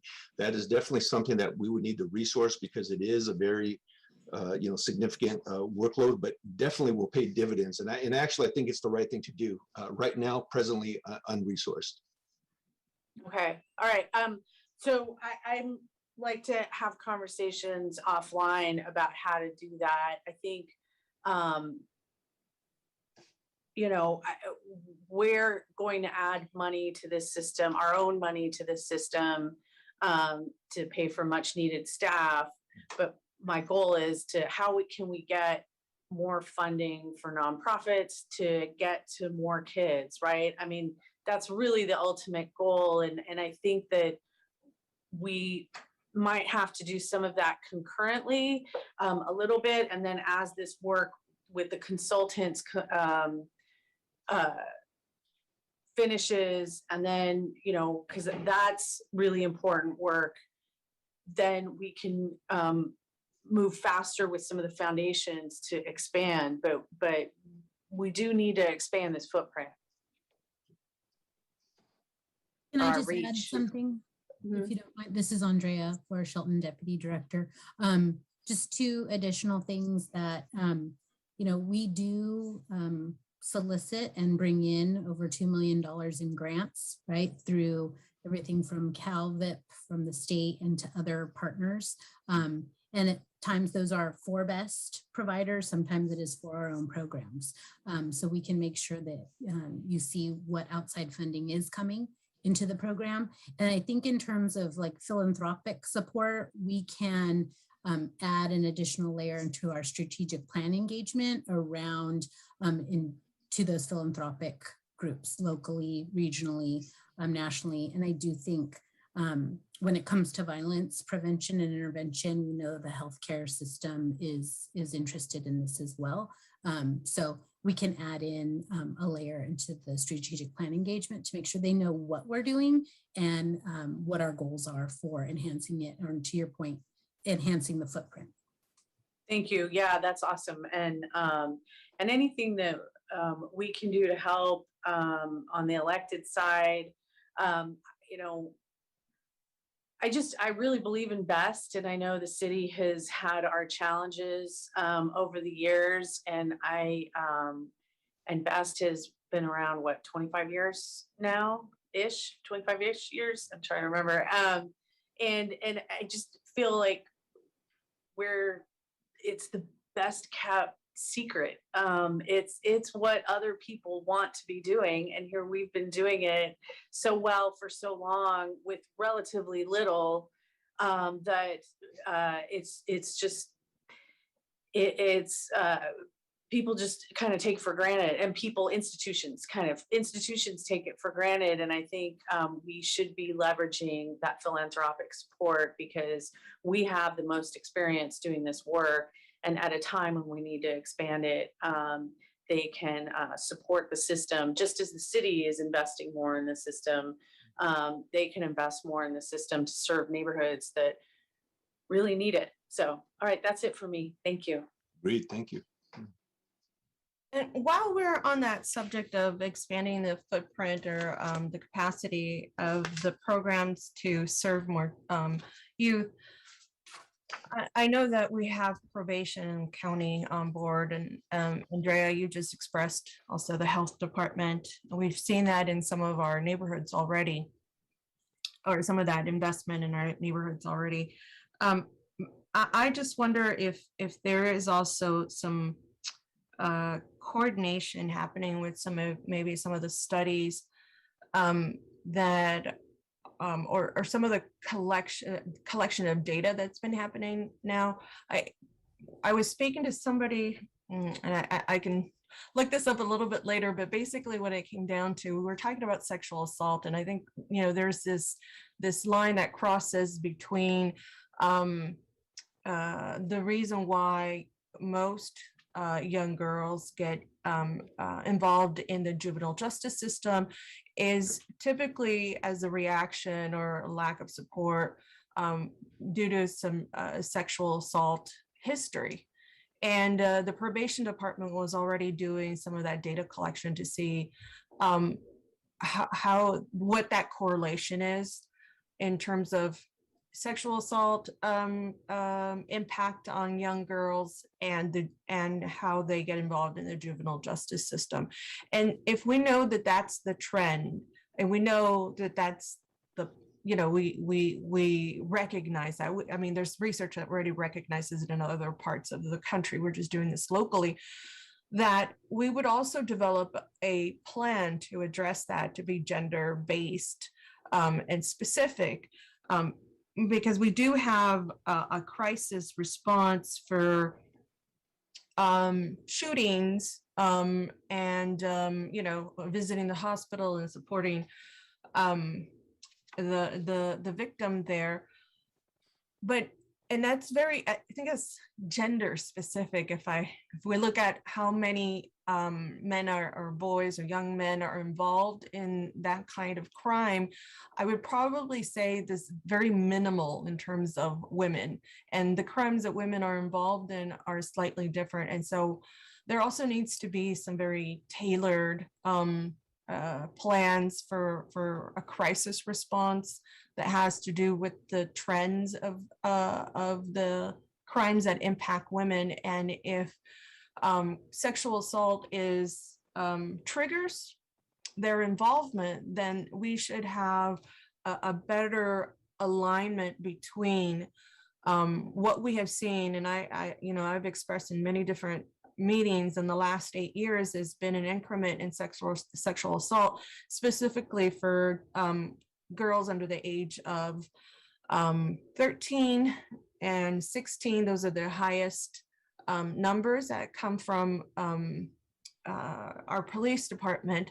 And so in recognizing this pattern, we also should integrate a crisis response, a plan, a gender-specific plan for girls who are involved in violence or in gangs as a result of. And so I think that this is something that for me has been missing for, I think we had it before in terms of the STAND program, but even then it wasn't necessarily as, you know, it was a gender specific programming, but it wasn't recognizing some of the risk factors that create their young women's involvement in crime. and violence. And so I'd like for us to better coordinate that so we can have some very gender specific responses to that. Is this something that we can work on as you're looking at the performance metrics that you've reported on? You know, it's in progress, but I think we should also expand that to include some gender specific metrics and maybe include and I think I said this already, I think when Dana Bunnett had presented at the Mayor's Gang Task Force, and she had also included some of the sexual assault information. Independent of me, I wasn't the one who asked her to do that, but it was very interesting to see that crossover. And then in our joint meetings with the county, that is absolutely something that we know there's intersectionality on. So is that something that we could? I see you shaking your head, Angel and Neil.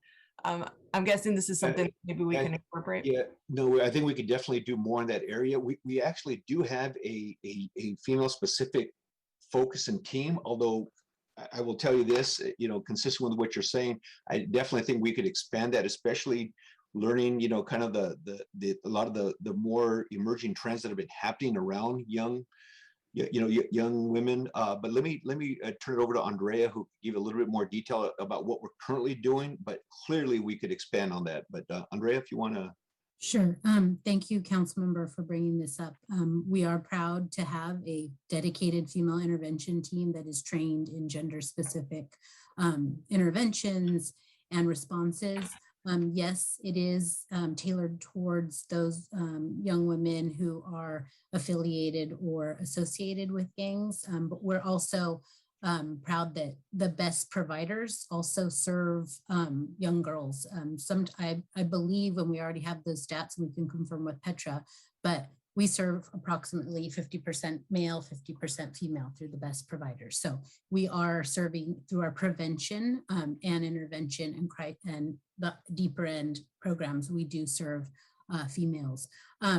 In terms of— You're saying that in the overall programming, there's 50% representation of women in the, so if there's 1,800 kids that we serve, 900 of those are women?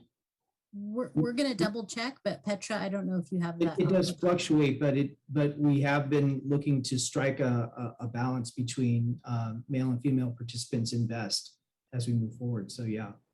On average, historically, the best gender is split pretty close to 50-50 men and 50-50 women.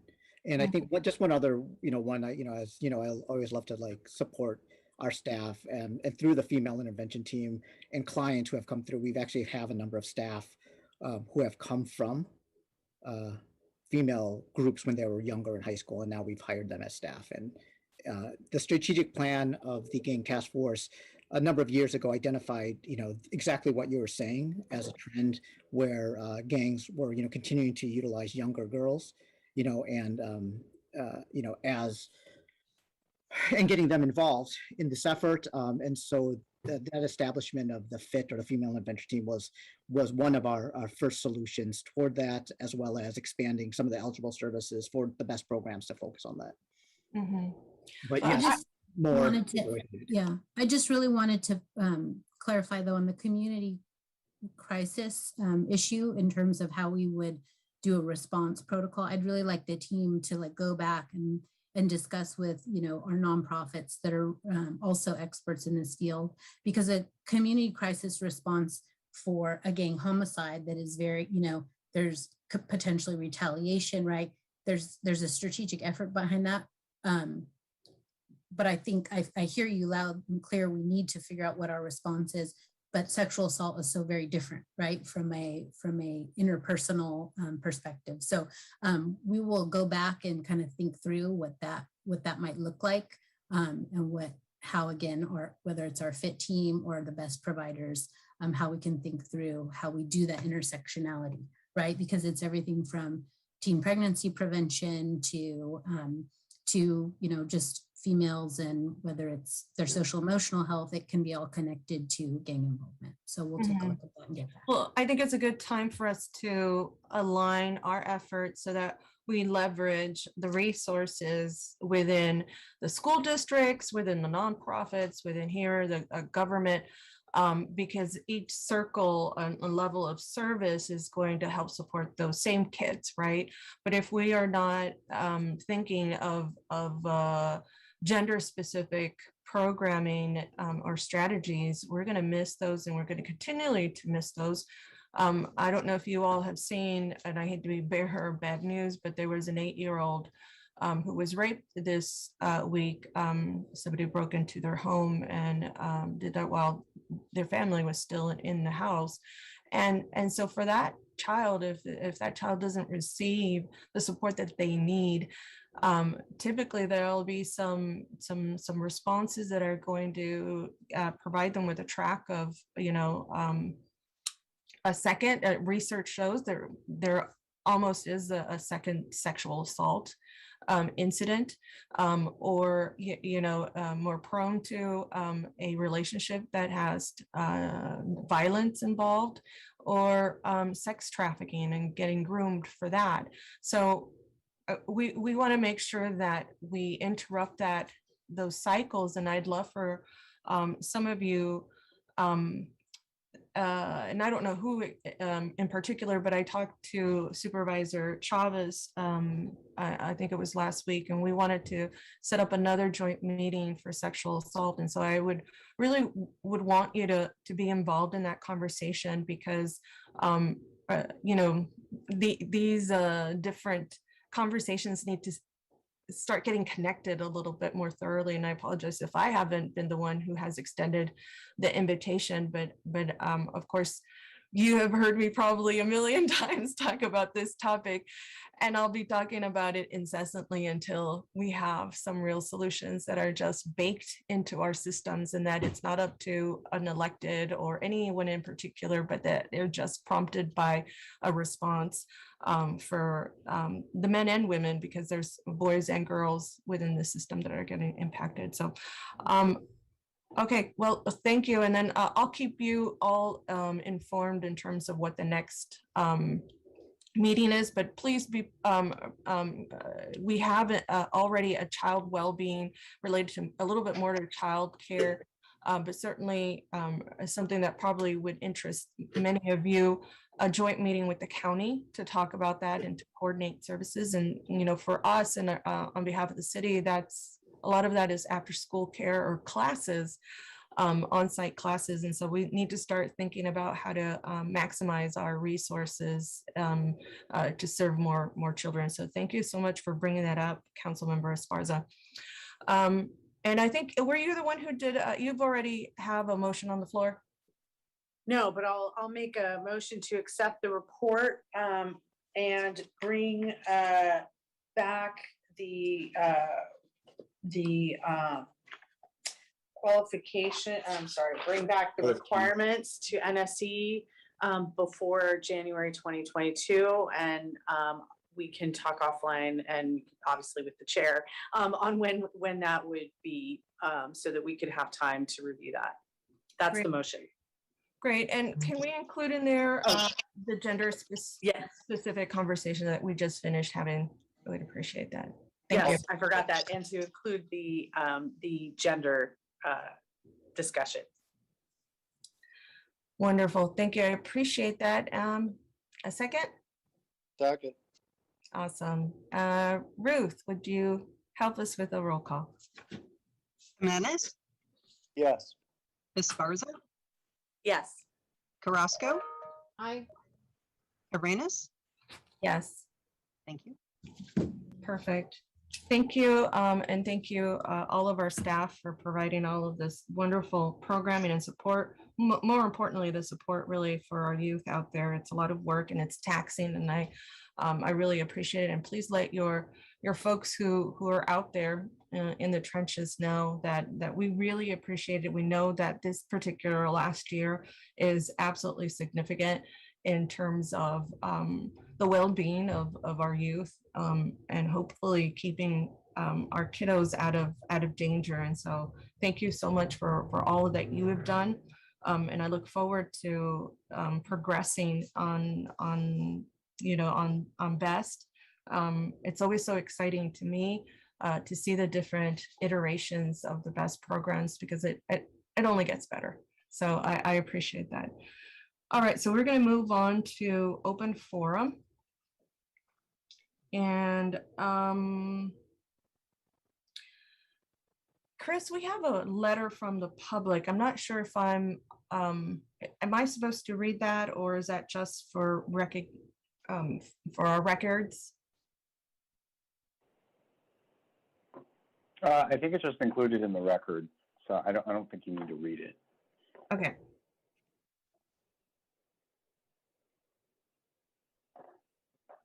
Great. So let's move to our public comment, and Tessa Woodmansey, please begin your comments on any item that was not on our agenda. Okay, good. Thank you. Tessa Woodmansey. Well, I guess it wasn't on the agenda, which is the radical changes we need in our society. It comes from from the very beginning, and that one of the most famous child psychiatrists, Gabor Mate, he says that it's very critical that a child has a continual caregiver that is unstressed, continual caregiver, 24/7 access, 24/7 access. And this is what has gone away as we have transitioned into mothers working outside the home. And we have sold out to capitalism and consumerism our children and our communities. And this is a critical issue, that we need to reconnect the mother to the child as the educator. And this is a program that needs to be implemented. It's called homeschooling, and it really needs to be implemented. And that we need to really be funding this as our part of universal basic income.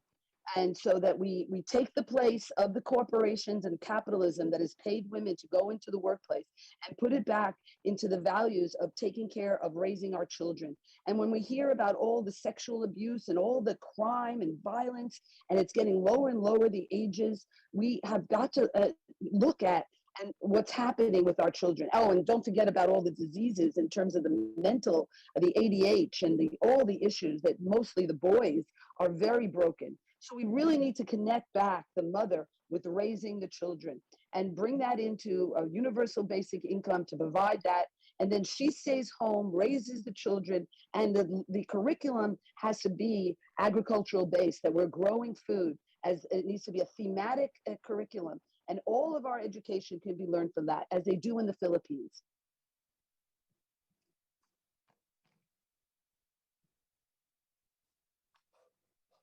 Thank you, Ms. Woodmansey. Next, we have Mr. Beekman. Go ahead. Hi, thank you, Blair Beekman. Thank you for the meeting today. For the previous item, the good work of Reimagine and equity and open public policies and open democratic practices, all those things, if you share them with the BEST program and with our youth, no matter where they come from, it's incredibly hopeful stuff. And it's just our good practices for the future of our community. And it's our hopeful practices.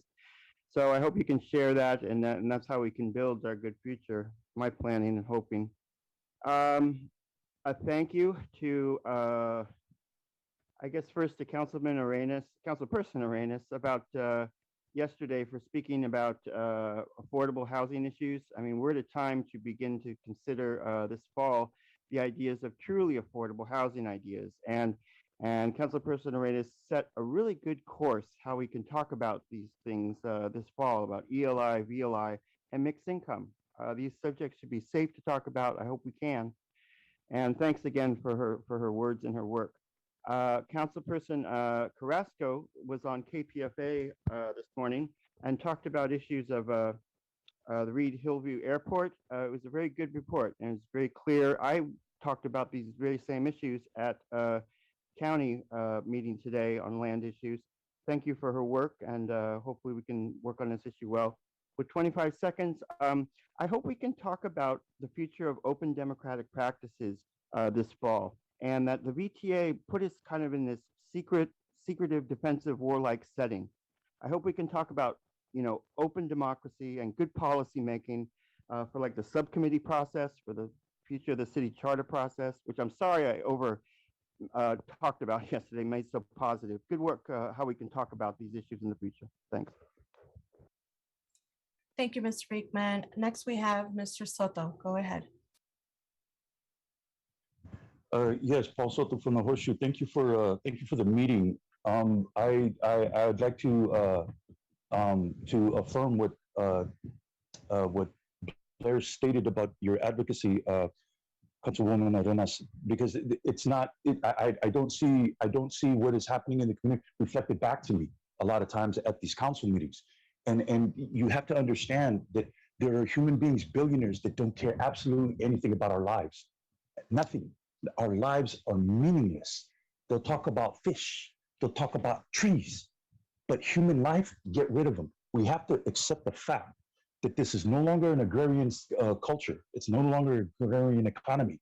The grandchildren and great-grandchildren of the braceros are still here, and they're no longer necessary. They're superfluous to the goals of Dillabo and all of these other billionaires that have come here, and they really think that they're going to get respect because they bought the city. I don't care about the billions of dollars. That's why I won't go to any of these nonprofits. These nonprofits are compromised. There's a lot of corruption inside of them, and they're salivating at the bit of Hillview Airport. They want that bad. Somos wants it, or SB at Home wants it, and they are going to do everything that they can to make sure that they are in on that. Okay, but we need to examine the corruption that went on in those nonprofits. They accepted all those millions of dollars, and I want that public record. How much money Somos and all of the CCP collected? How much money did they get from Google to message, quote unquote, message? And then Camille and Poncho were in on the conversations to facilitate that deal. So it's like, wait a minute. First of all, you are a nonprofit that has a vested interest in making sure that that deal goes through. Okay, then you also work with developers to get Ketzel placed. Okay, I mean, I see the trick, man. I know what's going on.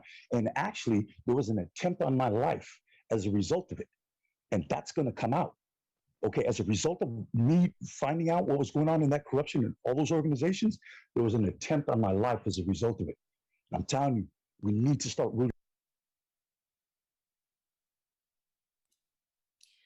Thank you, Mr. Soto. And the caller ending in 5140. Please begin your comments. Yeah, sorry I missed most of the meeting. I know it was about parks. I just want to give a shout out to the Park Service regarding fixing the fountain at the Rose Garden. I know it causes a lot of problems, old fountain filters, and one of the guys who was in charge of it called me today, told me that it was fixed, but this is, the Park Service, they need more money to maintain these parks, especially with COVID. There's not much we can do anymore. And it's nice to have a park you can go to with a fountain. And, I want the Rose Garden to be perfect because they want you to behave perfectly there. So, Deb Davis, if you're listening, keep that park in good shape and find money for it. You finally put the windows in the bathrooms there that were broken for what? How many years? Got a dirty garbage bag as a window, please. Anyway, I hate the new bike lanes on 10th Street. Whoever put that in is a loser. And it completely causes a lot of traffic, and it's non-intuitive.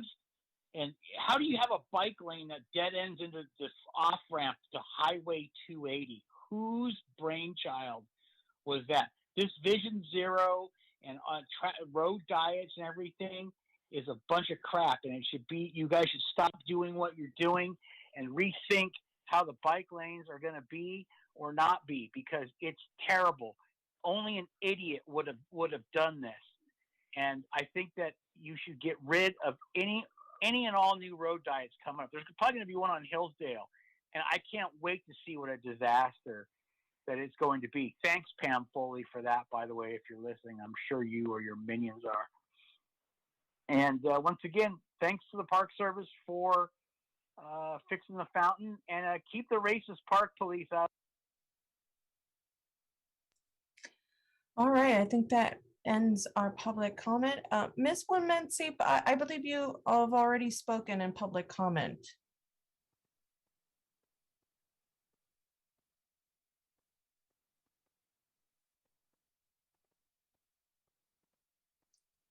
Ruth or Gina? I'm sorry. Okay. Yes, I did. Thank you so much. Did you hear me? Yes. Thank you. Okay, Have a thank great you. afternoon. This Thank you. culminates our meeting, and have a great afternoon. Until next time, everyone.